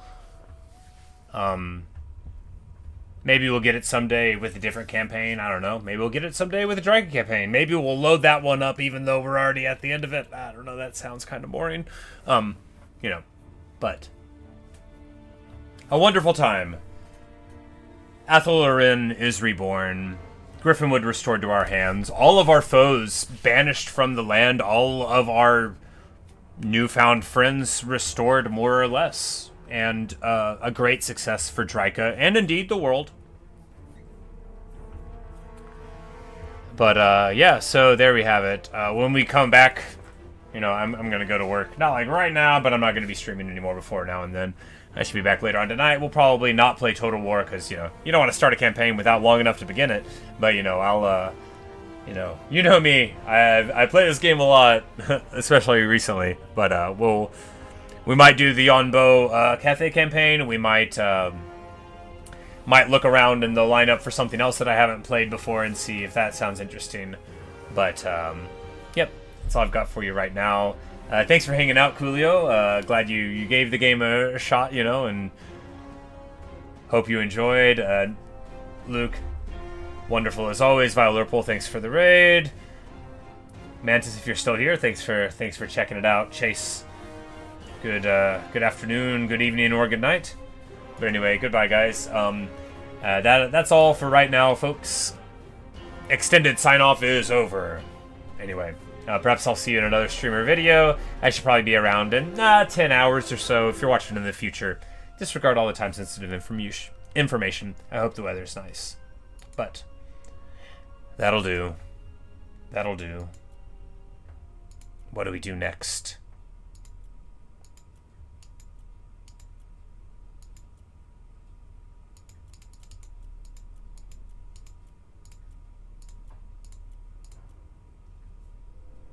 Maybe?